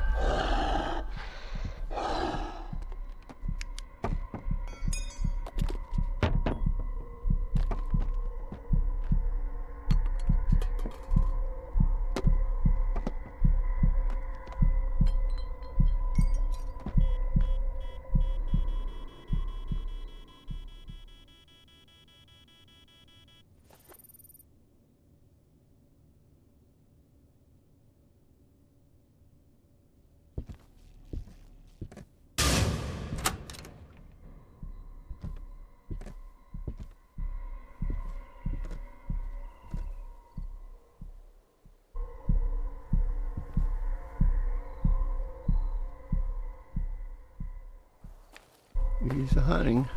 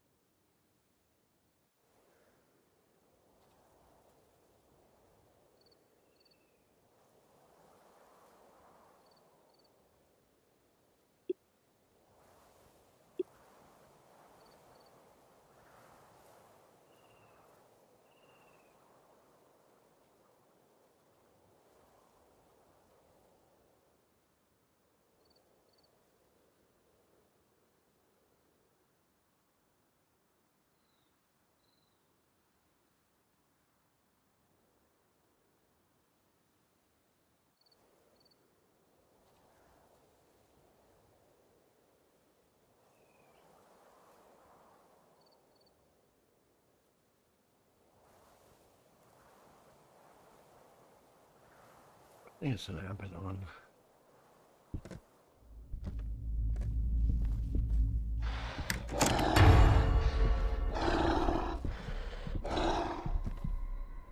Get out. I'm fucked. Oh, God.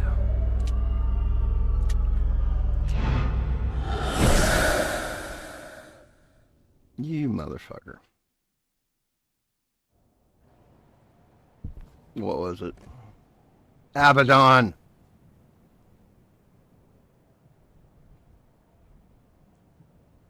Damn.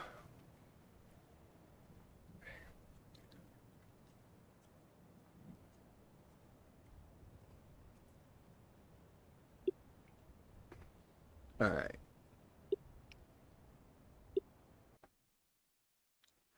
All right. Let's do something different now.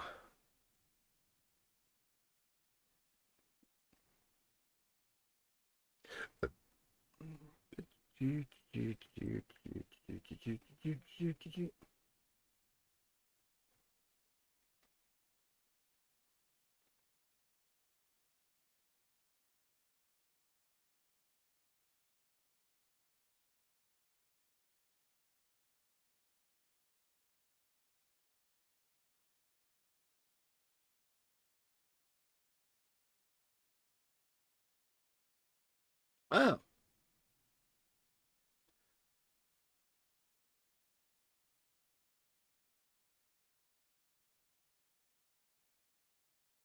Hello, everyone. It's time for Morning Brief, and look what big coffee cup I have from Mitchell's Coffee House in downtown Lakeland. It is really a great local business. I hope you'll go there and do some business with them. Enjoy your coffee while I talk about some business, okay? Now, there's things in life that you just can't make up, and this is one of them. I want to introduce you to a lady who defines the word crazy, okay? Tiffany Simmons, she's 36. She's from Lakeland, but she was in Winter Haven at the Apple Lounge. Now I want you to focus on this. It's nighttime. She pulls into the Apple Lounge and takes an 8-year-old child into the lounge while she orders a drink. The staff says, hey, you can't have a kid in a lounge. So she said, well, I'll take him out to his dad. So she leaves and comes back without him. She orders food, vodka drinks, and starts dancing. The staff at Apple Lounge really do a good job at policing their community. And by their community, I mean their business. So they go out into the parking lot and they see 4 kids in an idling car by themselves. I didn't stutter. Did you hear what I said? There's a 10-month-old baby girl, a 3-year-old baby boy, a 5-year-old girl, and the 8-year-old boy she took back to the parking lot. What the hell? Now, prior to the 8-year-old, there wasn't even a child that had a semblance of being able to call for help. Oh, but the cell phone they had didn't work anyway. So the Apple staff immediately called us. Yay, Apple Lounge employees. We arrive, we're trying to talk with her. She becomes totally belligerent. Then we tell her she's under arrest and she fights with us and starts kicking the deputies. Well, that didn't work so well for her, so she goes to jail and the children were turned over to DCF. She's charged with all kinds of felonies. Oh, and some misdemeanors. Do you know leaving a child in an idling car by themselves? Oh my God. Like for more than 15 minutes is a crime? That's right. She learned about new charges and old charges, but it's not her first rodeo. She's got a long criminal history of drugs and theft and all kinds of nonsense. But think through this a minute. She left 4 little beautiful babies in a car that was running by themselves in a bar parking lot at night. Happened. She needs to go to prison. Yes, she does. Just thinking out loud. Have a good day. Oh my God, that's insanity. What the fuck is wrong with people?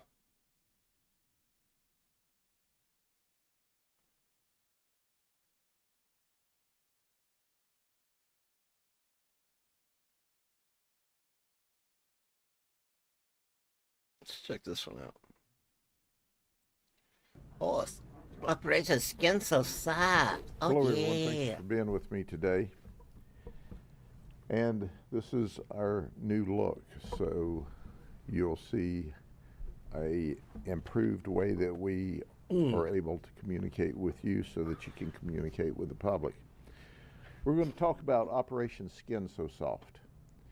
And we decided on that title because as we were auditing massage parlors, which we normally do for compliance with the law to make sure this sort of thing doesn't have, one of these ladies said, oh, your skin's so soft, you must work inside. Well, sometimes we work in massage parlors. But that's what we were doing on this particular occasion. In fact, we audited 22 massage parlors and found 12 of them were not in compliance with the law. Not only were they not in compliance with the law, but they were doing additional things that were illegal, such as prostitution. So we had 21 arrests. There's some interesting facts about this. You're so horny. All 21 of these ladies are not only Asian, but they're from the Republic of China, a communist country. 3 of them are citizens at this time. The rest of them are here on legal work visas. I don't think the federal government had in mind this kind of work. I don't know, it's our government. Visa, but they're here anyway. We also found it interesting that when we looked at their addresses, one's from Lakeland, but many of them move around the country. So they're sitting here for a while. One lady said she came from a small town in Oklahoma, one from New York City, but all of them are from China. It makes you wonder. The oldest is 64 years of age that we arrested. The youngest was 31 Was she really years horny? of age. 8 of them claim to have been married. All of these Asian ladies or Chinese ladies, by their own admission, were at Asian massage parlors. And we have to show you some of the more bizarre events. Soldier boy. Bizarre. And as I Soldier pronounce boy. your names, understand Me I'm so born and raised horny. in Polk County, Florida, and these names are from the Republic of China, okay? So I'm just saying. So we don't know if her name is Hing-Ah, Hung, or Jinx Hung, or whatever, but this is who she is. We'll give you the appropriate spelling, Hung like and Kong. you give it your best shot. She's 60 years of age. I'm sorry, she's 37 years of age. She charged $60 for a massage. Now, this was supposed to be a legitimate massage. My undercover happy agents ending. asked only for a regular, legal massage. But she started upcharging and inappropriately handling, in fact, tried to have full sex with this undercover detective, to the point that he had to push her off and start to get up to leave. She was extremely aggressive. At which point she my grabbed kind him, of woman. tried to get him to sit back down. She stood in front of the door so he couldn't leave. And then she tried to hold him down. Now understand, they said this was really interesting because this is a big man, undercover detective, and they said, how much might effort he put have into been it. 5 foot tall. She wasn't as big as a popcorn fart, and A she was what? trying to hold this man down. Popcorn fart. So anyway, she obviously not only got arrested for prostitution, but a litany of other charges that included battery. Then there's Yang Lu. She's from Winter Garden. Oh, soldier boy, sucky, sucky. I neglected to say that Mrs. Hong here was from East Valley, California. So here's one from California. Yan Lu is 64 years of age. She was from Winter Garden. She was paid Yes. $60 for 45 minutes of sex.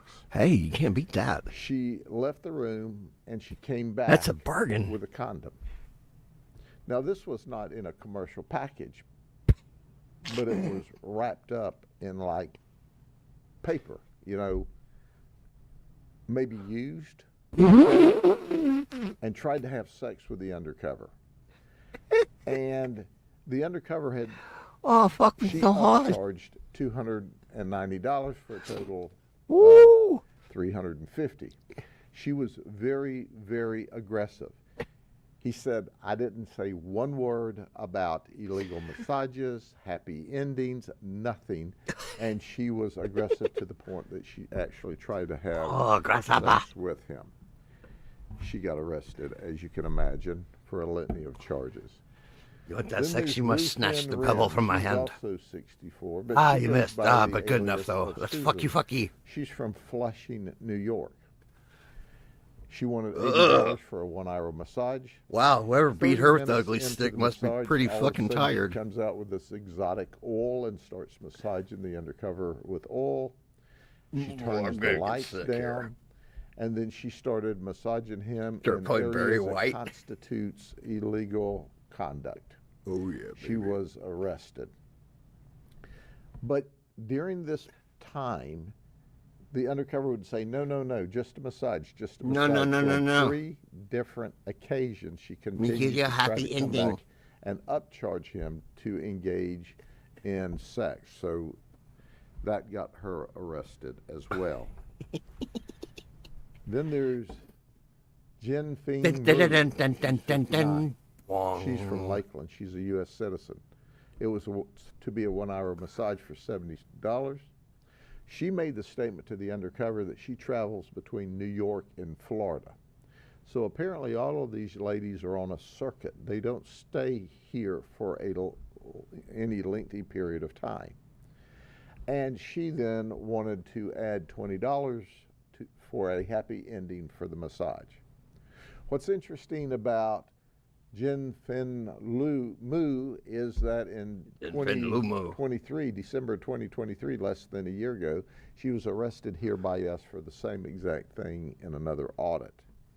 So these investigations are still underway, and the message is clear that if you do illegal conduct in what is otherwise illegal business, you will be arrested.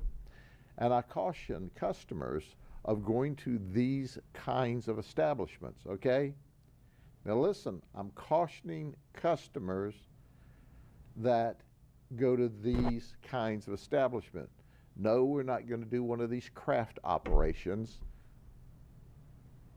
but maybe somebody's videotaping you. Maybe somebody's giving you the opportunity to violate the law. I don't want you to get in trouble. So if something happens later on, I can always say, duh, I tried to warn you.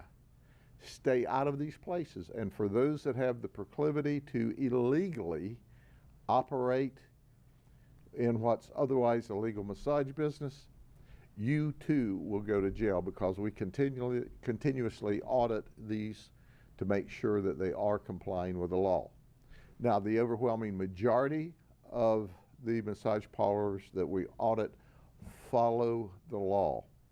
And there's new additional regulations that just came into being, where you have to keep a record of who you do a massage for, information on your customers, and information on who does the massage. We're going back and filing those regulatory charges after the undercover investigation, because we found they did not comply with any of the laws. So, a word to the wise. If you don't want to get arrested and have your picture up here on a skin so soft bulletin board, don't do it. Getting so soft. And this is so the horny. lady that's doing it, because it was an undercover operation with our detectives. Next time, it can be the customers. Any questions? Sheriff, you used phrases like they were on What kind of oil did they use? here for a while. Who is behind that? We don't know, but the investigation is ongoing. And it's clear that I don't know what I don't know yet, but our detectives, who are simply the very best in the business, will figure it out. But in the meantime, I tell folks, if you don't want to go to jail, stay out of Polk County with your crime. Otherwise, you'll go to jail. And I know in the press release, I think a couple of them said they were owners of the spas. Right. All them. Is that, do you believe them that when they say that the owners of the spa, who, like locally, who owns that? Well, that's under investigation as well, and we're not releasing everything that we know at this point in time in the investigation, but when they say they own the spa, obviously that even puts them in a more precarious legal position. Sheriff, are you looking into human trafficking? Sure, that's always first and foremost, and that is, we audit these massage parlors to make sure they comply with the law, but that is a secondary concern. And of course, none of these talked about human trafficking. They all talked about that this was, they were here legally engaged in prostitution activity. Some of them confessed, some of them made admissions, but that is a significant concern. And as you know, we're always looking out for the victims of human trafficking. But, you know, it doesn't take a great detective to figure out everybody's Asian, everybody's from China. I mean, there's not another Asian country represented here, according to these ladies. So I often wonder, why do you have people from communist China here on legal work visas where they can infiltrate such areas? Exactly. Can they get their work visas revoked, or what can happen with them now going We forward? will work with the federal government and attempt to revoke the visas if that is possible. Yes, absolutely. We want them back in their home country if they're not citizens of the United States. You come here, even legally, you come here, you violate the law, should have lost our trust at the federal level, and you should be returned to your home country. Now, whether the federal government will do that, I don't know. Under the current administration, we can't even get them to stop illegal people from coming here. And these folks, from all appearances, came here with legal documents, which is a step up from what we've seen. Sure. Years ago in Hillsborough County, along Kennedy Boulevard, they had the same problem over there. And they shut them all down completely. Do you feel like they may have moved over a county? It's like, we'll open up here? Or? No, this is not a residual effect from that. This is certainly people that have come here. Obviously, we believe they're on a circuit. We believe they either individually, on their own, move from area to area as the heat turns up on them, or maybe there's a more organized structure, but our investigation will tell us that. My message is, if you don't want to go to jail, don't do it. My message is also to potential customers, if you're going there, and they were very comfortable and engaged in this conduct without any prompting from the undercover, so we know there are people going there, hey, your picture can be up on the next board too, but it's a choice. And if it's up there, I don't want to hear any whining and complaining, because I stood here and gave you a warning today. There's 12. That seems like a lot of different businesses. Certainly there's 12 this time, and this is just a 2-day operation. But we audit periodically, and of course there's no system or pattern or practice to when we do it, because we want to make sure that they follow the law all the time. But as I've said before, I'll say again, we'll be back. And if you violate the law, we'll reserve a place for you on our new televisions. Okay? See you soon. Palmito horny.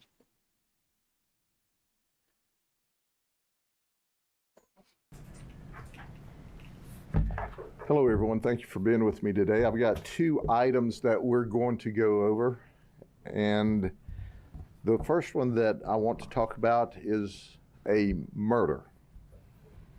Whoa. A cold-blooded murder of a 39-year-old mother by her 17-year-old son. Damn. And it's not just a singular murder, but as we got into the investigation, we found that about a year and a half, maybe a year and 8 months, 9 months earlier, he murdered his father in Oklahoma. So let me tell you about this. It all started on September the 8th, which was this last Sunday, when we got a 911 call from Colin Griffith, who's 17 years of age. And here's what he said. He said he and his mother had a very long fight, and she fell on a knife and killed herself. And she's bleeding from the neck. He didn't say she killed herself, said he's bleeding from the neck. So our 911 operators appropriately were giving them instructions on how to do life-saving techniques. When the deputies arrived, he met the deputies outside, and he was calm, cool, collected, not upset, and he had blood on him. What we found inside was this knife. This knife is 12 inches long and of the 12 inches, 8 inches of that is the blade. So he's saying that his mother fell on this knife. We started our investigation at that point. The next morning at the medical examiner's office and the autopsy, the medical examiner said it is not reasonable or plausible that she died the way that he said she did. Just didn't happen. There were witnesses outside the mobile home that actually saw Colin drag his mother into the house by the hair on her head. Colin is about 6 foot and 160 pounds. So an investigation started. This residence was at 77 Hewlett Drive, which is Auburndale, and it's called the Hamptons. It's a 55 and over community. And where it occurred was at Colin's grandmother's house. Colin's grandmother at the time was not there. She has another home in the Keys, and that's where she was. But let me go through some details, because as we start to peel back the layer of this onion, we find out that this is not just a singular event with Colin stabbing his mother in the neck and ultimately killing her. Here's what we found, and follow me as I read a timeline to you. On February 14th, 2023, on Valentine's Day, in Lincoln County, Lincoln County, Oklahoma. There's a Lincoln County, Nebraska too. In Lincoln County, Oklahoma, Colin said that his dad pulled a knife on him. And he shot and killed his dad. That's right. His father was named Charles. He shot him once in the chest and once in the head, and he claimed self-defense. The Lincoln County Sheriff's Office and the Oklahoma State Bureau of Investigations charged Colin with murder in the first degree. They dropped the charges less than a month later. They said they could not disprove Colin's assertion of self-defense. So he was released. Well, when he was released, in March of 23, just barely a month after the original murder of his father, he came to Charlotte County, Florida, to live with his mother. And when he came to live with his mother, Catherine Griffith, who was 39, you would think things would be better. He would be really, really lucky that, hey, this was a self-defense and I'm here with mom. But 6 months later, guess what happened? He's Baker Acted. So it's September, and as he's getting out of the original Baker Act, he makes a statement that, well, I'll kill myself, or I'll kill my mother by shooting or stabbing her. Charlotte County re-Baker Acts him the same exact day. They keep him 3 more days. Now we're 2 months later. This is November 2023. Colin then is arrested for domestic violence on his mother. And the reason he battered his mother is because she was disciplining him and took his video game privileges away. So he beat up his mother. Yeah. He pushed her to the ground, and he stomped on her. The grandmother was there and witnessed this. Colin said it was self-defense. She made me do it. The grandmother said, no, no, no. Your mother did not provoke this at all. You simply were being disciplined and made to give up your game because of failure to carry out what you should, empty the garbage, wash the dishes, whatever they gave him to do. He claims self-defense when he stomped his mama, but he went to jail anyway. 3 months later, 12th of February in 2024, he has an argument with his mother, and he runs away from Charlotte County and comes back to Auburndale to his grandmother's house. Now, his grandmother's not there. And we got involved in this on the 12th of February, and the mother said, and the grandmother said, hey, we don't feel safe with him around. So our deputies who found him up here as a missing persons reported in Charlotte County turned him over to DCF. 2 days later, on the 14th of February, the anniversary of him killing his dad a year ago, he's reunited with his mother by DCF. Colin made the statement that I don't want to go home. I'll use any force necessary to avoid it, to include killing my mother. So that's the second time he threatened to kill his mother. 2 weeks later, so they didn't make him go home on the 14th, but about 2 weeks later, in March of 2024, they reunite Colin with his mother again. Everybody's calmed down. Why? Now, in May of 2024, Colin graduated from an alternative high school in Charlotte County and began attending community college. Now let's advance 4 months later to September the 6th. Colin has an argument about home chores, and he flees from his mother's house again and comes up to his grandmother's house. Grandmother's not there. She's in the Keys. So then mom lets the event calm down, and she tells her son, hey, you need to come home. And she asks him to come home and face his responsibility. Colin says, I'm not coming back home. That was September the 7th. So now we're to the fateful day on September 8th. Mom drives up here to Auburndale from Charlotte County. She arrives at 4 o'clock.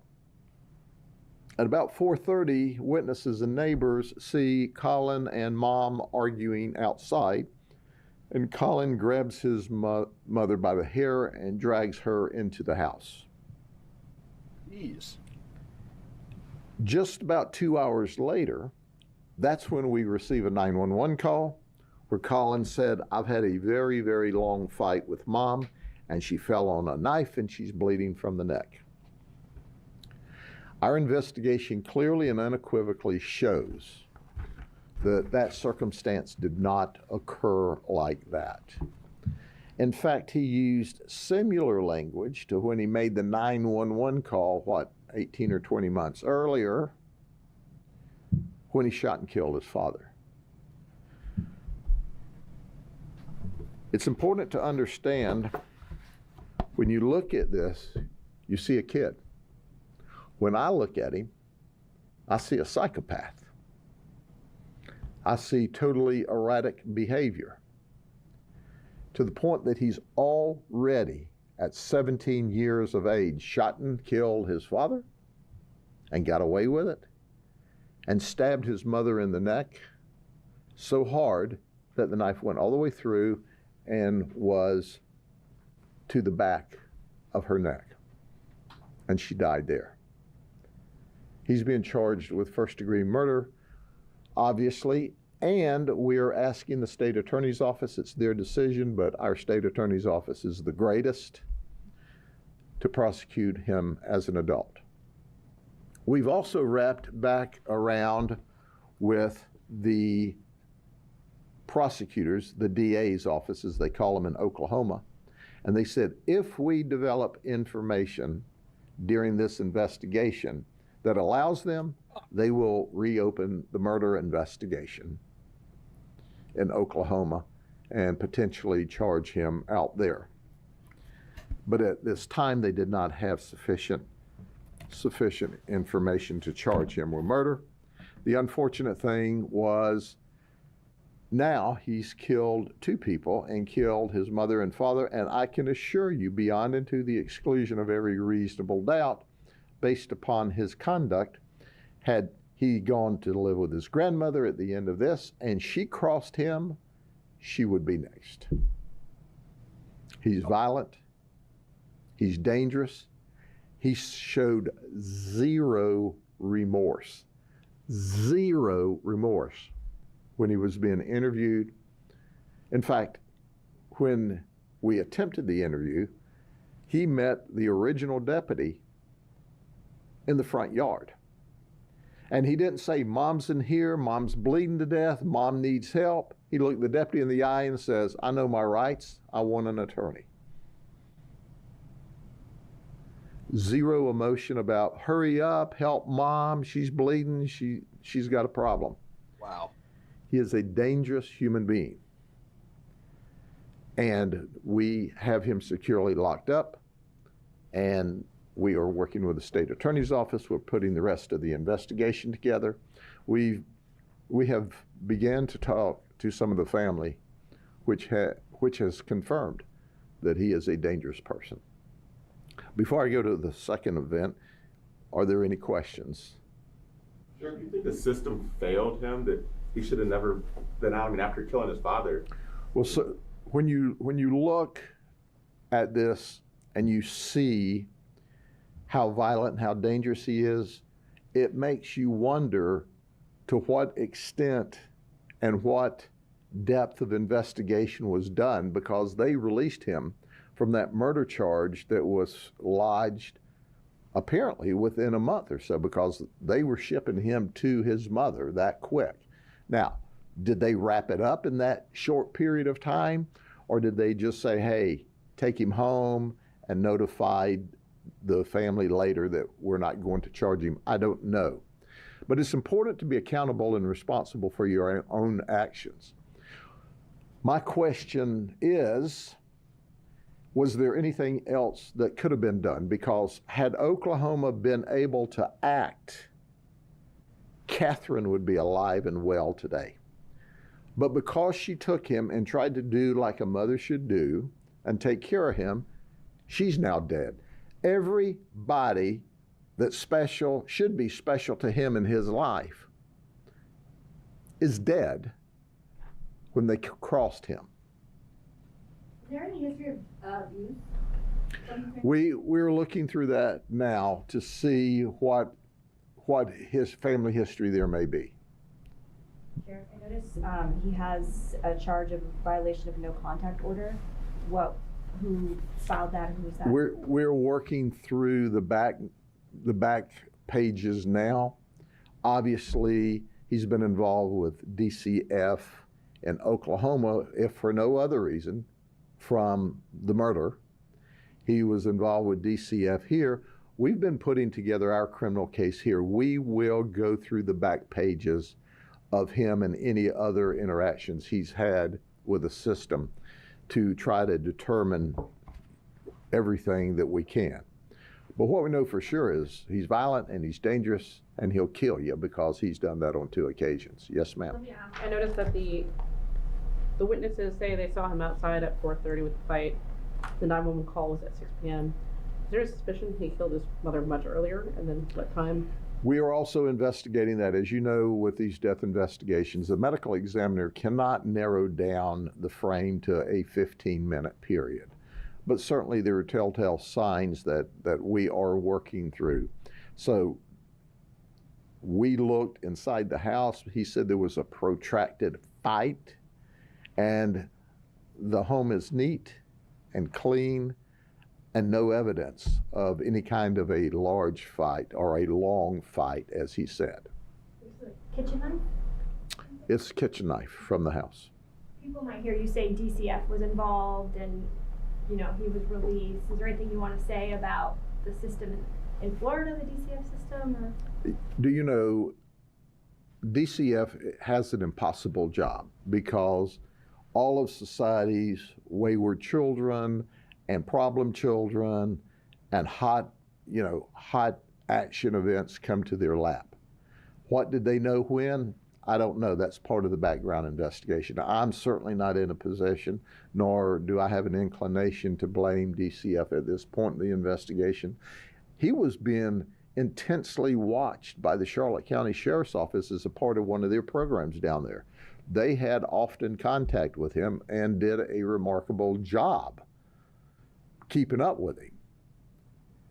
But he was not under any criminal charges at all. It was simply that he'd been Baker Act and he had made verbal threats, and a verbal threat in and of itself, until you have the ability to carry it out and the means and a lot of legal posturing, you can't just arrest people. And Mom came back up here to get him to, once again, she was angry. She needed a cooling off period for a time, and then she wanted him back down there so she could appropriately deal with him. So there's still a lot of background and a lot of DCF stuff between Oklahoma and Florida that we're looking through. But listen, when you finish all of this, what I call sociological positioning, nothing gives you the right to unilaterally stab your mother and kill her. And I'm not convinced, based upon what I know now Oklahoma didn't know this then, there were no witnesses to him shooting his dad. I'm not sure now that he didn't set his dad up to murder him.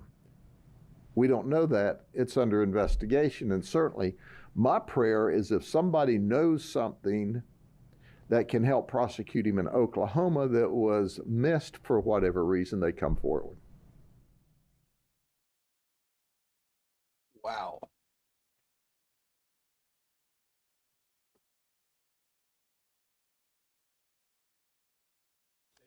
Conducive to teaching and learning.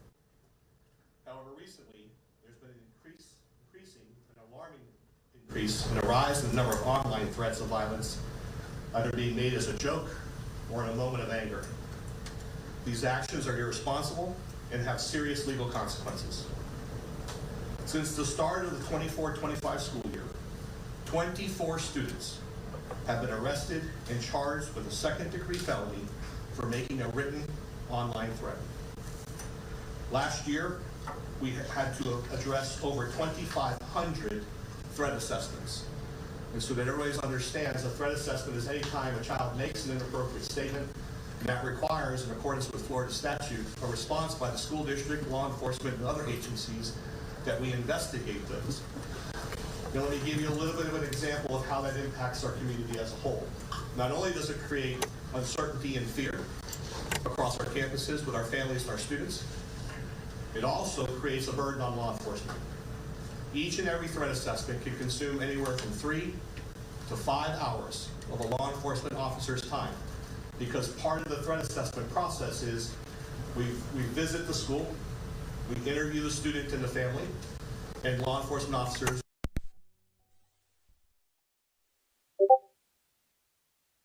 student.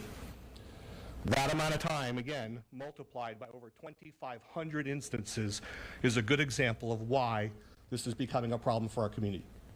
And it's a problem that continues to grow. There's no secret that over the last few weeks, we've seen an incredible increase in the number of these types of threats being posted. And each media outlet across the state continues to document how school districts are responding to ensure, again, that our students are safe, our campuses are secure, and our families can feel secure knowing that their students are being taken care of each and every day. We are taking a zero-tolerance approach to this issue, and it's important for us to continue to remind our students and families. I'm very pleased. Our sheriff last year committed to doing a series of videos for us and with us so we could convey the importance and the seriousness of making these types of threats and the consequences that students would face. However, again, we continue to see an increase. So it's important for me to remind our families. Students will be arrested. They will be charged with a second-degree felony, and from the school district's perspective, we will pursue the fullest extent of the consequences for any student or any non-student member of our community who phones these in or posts something online or social media or email. We will be seeking restitution. School districts are allowed to seek restitution for damages, and we'll be working closely with law enforcement, state's attorney's office, and other agencies to seek restitution. As an example, last Friday, we sent over 40 staff to Haines City High School so that we could screen and search every single student entering that campus. That team then immediately got deployed to 2 other middle schools, which consumed over 4 hours of our district staff's time. These are not school-based employees. These are district-based staff who respond and are part of our random searches that take place twice a month at all of our secondary schools. And that time is better utilized elsewhere. So we will be seeking restitution. Those cost estimates range anywhere from $2,500 to over $5,000. And that will be something that we continue to pursue. And expulsion. Students need to understand that that moment of anger or this belief that somehow this is funny will result in their removal from our school district, an assignment to an alternative school or another location. So this is a call to action for all of our parents and guardians. This alone is not a school district issue. We work very closely to educate our students on the appropriateness and the utilization of social media, but this is also a partnership. So I'm pleading with our families to have honest and lengthy conversations with their children about the seriousness of this issue and the potential consequences that not only will the child face, but the family could face financially. And so at this time, I'd be happy to turn it over to our sheriff. Thank you. Thank you, Mr. Hyde. First and foremost, I want to thank this school board and our superintendent, Mr. Hyde, for their response to keeping kids safe. You have to have a safe environment to have a learning environment, and that exists in Polk County. And I sat on the Marjorie Stoneman Douglas Commission. We did a deep dive into why that event occurred. I've studied all of the shootings across the United States. There's a common thread. Words matter. There were signs in advance of all of these shootings, and people ignored them. Schools ignored them. Teachers ignored them. Parents ignored them. Law enforcement ignored them. And occasionally they end up with an active shooter. So my question has always been, well, if you want to ignore them until it's real, tell me which one is real. This school system said, listen, our children are going to be safe.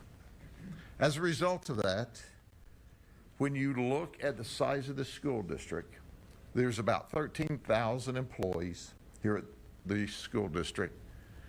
There is in the neighborhood of 125,000 kids that come to school every day.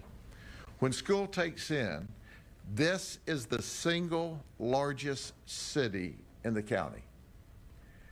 And I praise the wisdom of the school board that said, hey, we're going to have a unified school response and a unified law enforcement response.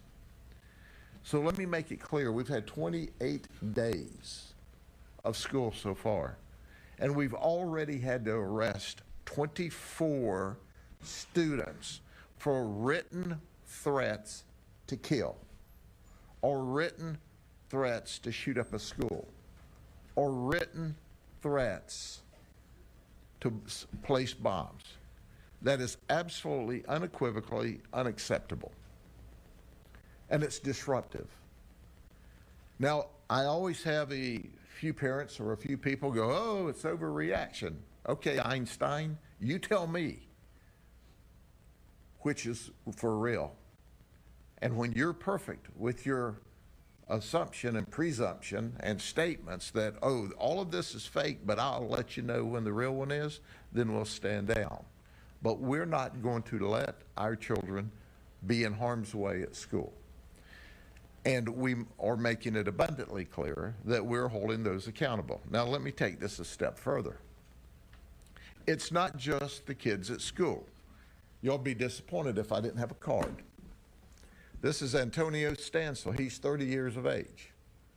Last week, he called the Lakeland Police Department and said, somebody stole my AirPods and my firearm from my car overnight.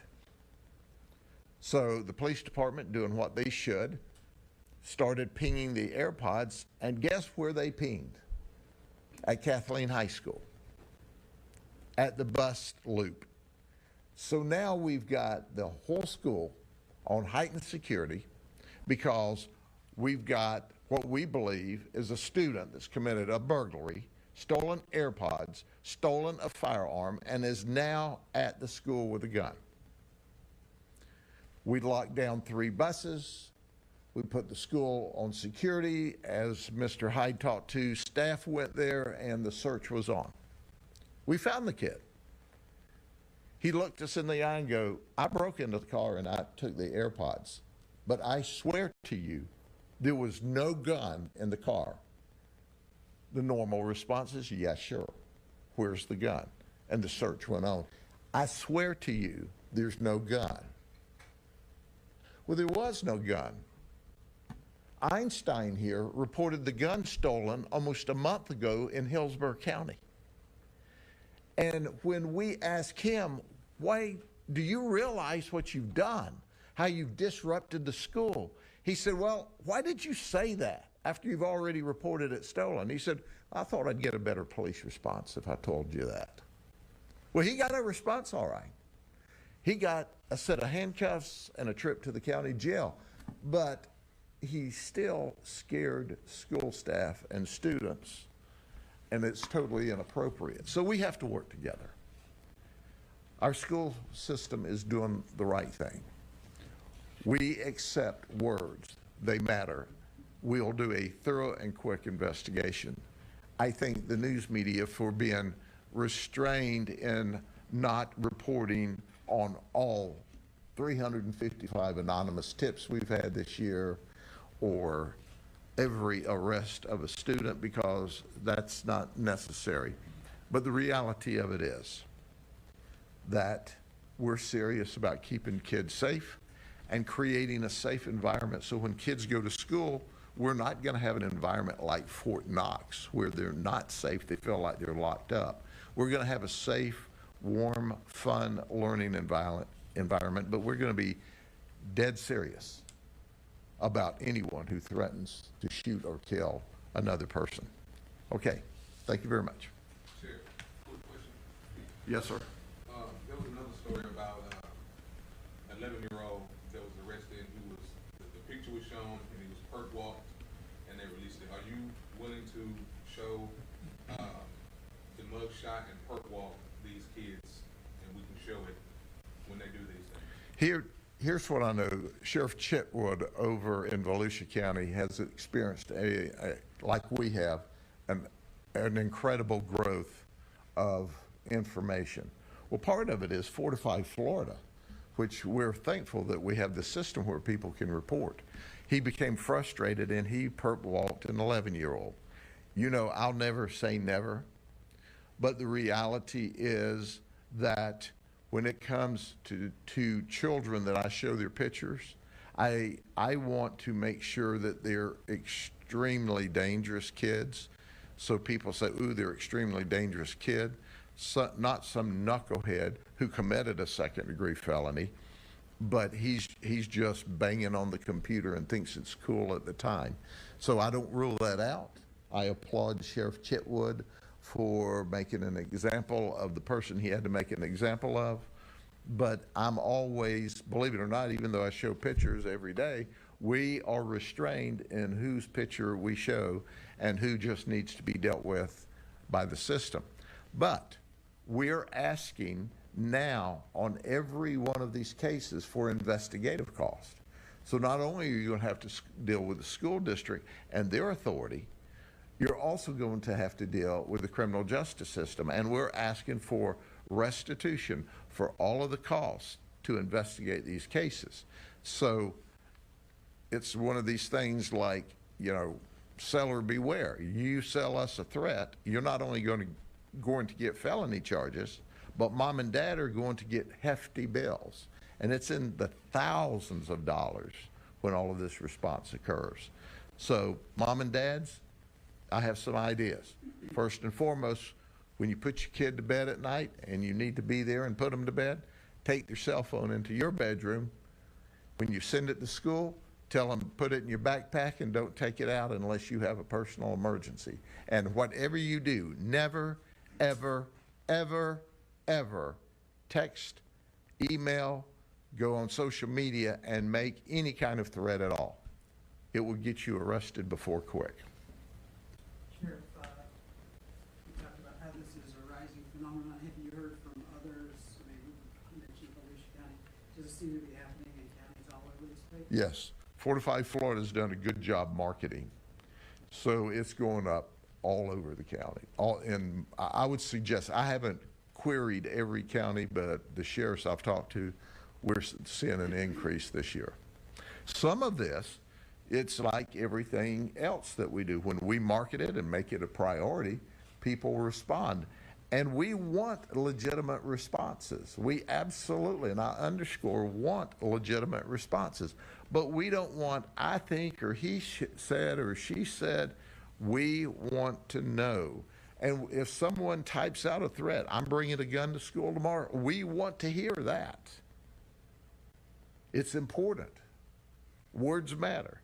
But what we don't want is kids chattering back and forth and another kid saying, well, it turns out they were talking about a game they were playing online. Had nothing to do with the school, nothing to do with a real threat. We've got to check them all out. But words matter, and what you type on social media never goes away. It's there forever. Sheriff, it seems like there was a national post that was sent out right at the beginning of the school year across the country. Kind of sort of got this ball rolling. I mean, we end up with these TikTok challenges. Well, we'll TikTok you to jail if you follow those challenges. That's the bottom line to it. But that's what happens. It goes out as a TikTok challenge, or it's cool, or somebody does a rap video and challenges and do this and do that. Well, the overwhelming majority of the kids go, well, that's nuts and I'm not going to do it. But a few of the kids say, I'm nuts and I'm going to do it. And then we're going to arrest them. Sheriff, what sort of jail time do they face for these threats? They're juveniles, and they will go into the juvenile system. Depending on the validity of it, we can work with the state attorney's office and have them waived to adult court. But I underscore that's not normally what we do with these kinds of cases. We keep them in the juvenile system, and they can be kept in programs. They can receive probations and have to respond with different when they refer to putting them in a program, they're talking about locking them up. So there can be out of lockup programs. And the whole goal of this is to educate in advance, but hold them absolutely responsible. Now, I have to tell you, I believe the system's working. We're not getting a lot of people that are texting the second tip to shoot. And if we do, that gets more serious. But we've got to check, because in every school shooter, there were signs in advance that people ignored. This school district is not going to ignore them. We praise our school board members and our superintendent because we take them all seriously. Sheriff, when you arrested these 24 kids, how did their parents react? I don't know because I wasn't there, but I hope they reacted with the seriousness that they should have. If they didn't, then, and this conduct continues, not only are the students responsible, but there does get to be a line where the parents are responsible for child neglect and not paying attention to their children. And you can be sure that we'll hold the parents accountable according to law in every instance where we can. If you don't manage your child, we're going to manage your child and you. It's your choice. Sheriff, 24 students just seems so high. It's a shocking number. What's your reaction to 24 students? Is that? Well, when you consider that all of last year, we had 42, which is 42 too many. And in 28 days, we've had 24. That's why we're all standing up here today, because we can't have any more of that. Sheriff, of those 24 arrests, can you give us a sense of how they were detected? Were they mostly? Fortified Florida had most of them.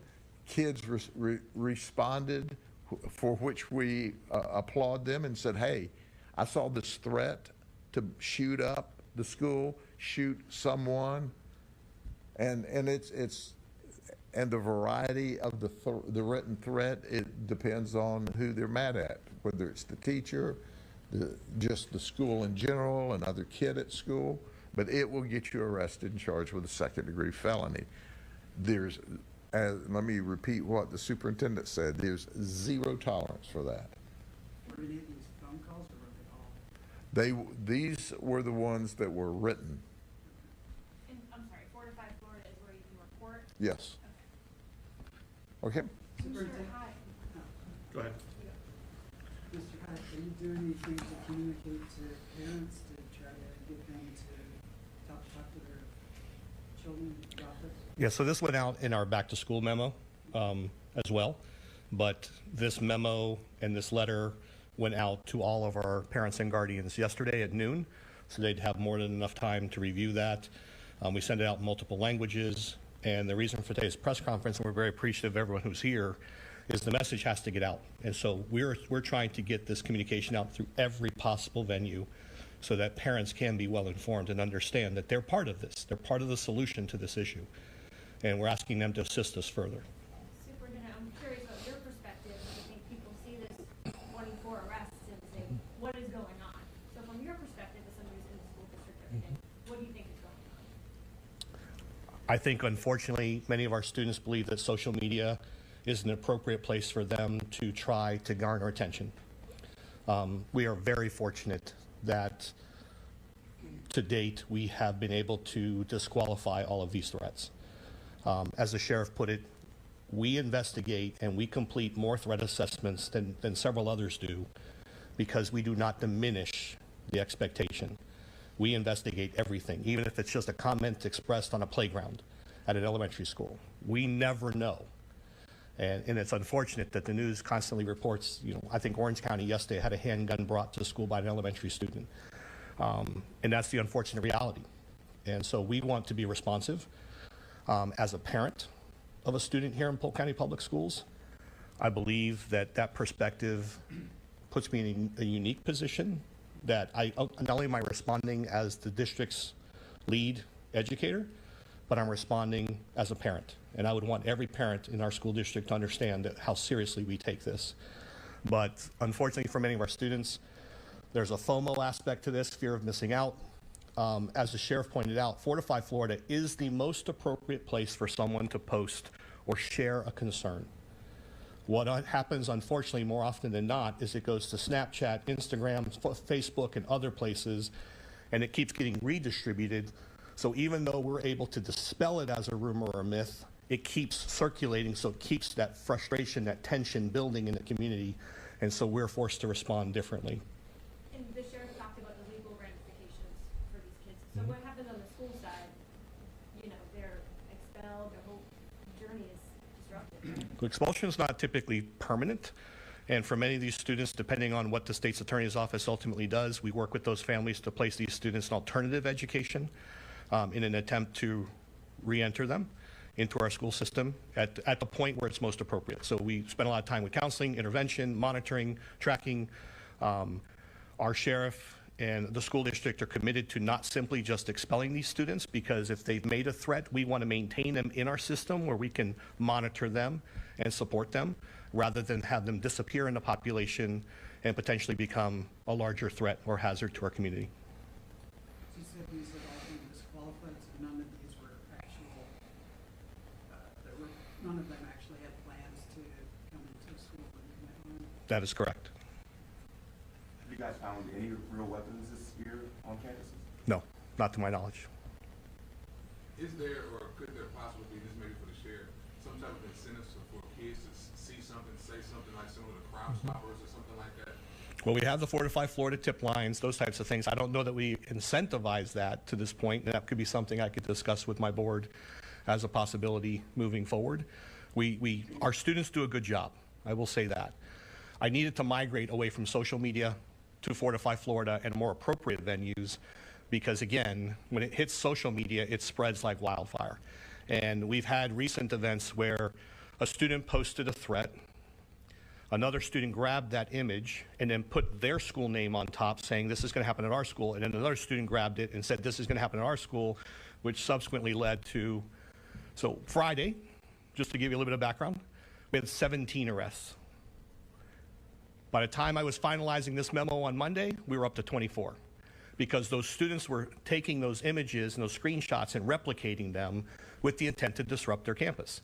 Some of these students aren't just doing it because they're angry. Some of these students don't want to test on a certain day. They don't want to be in school that day. And so they try to leverage these types of things, just like calling in false bomb threats or pulling the fire alarms.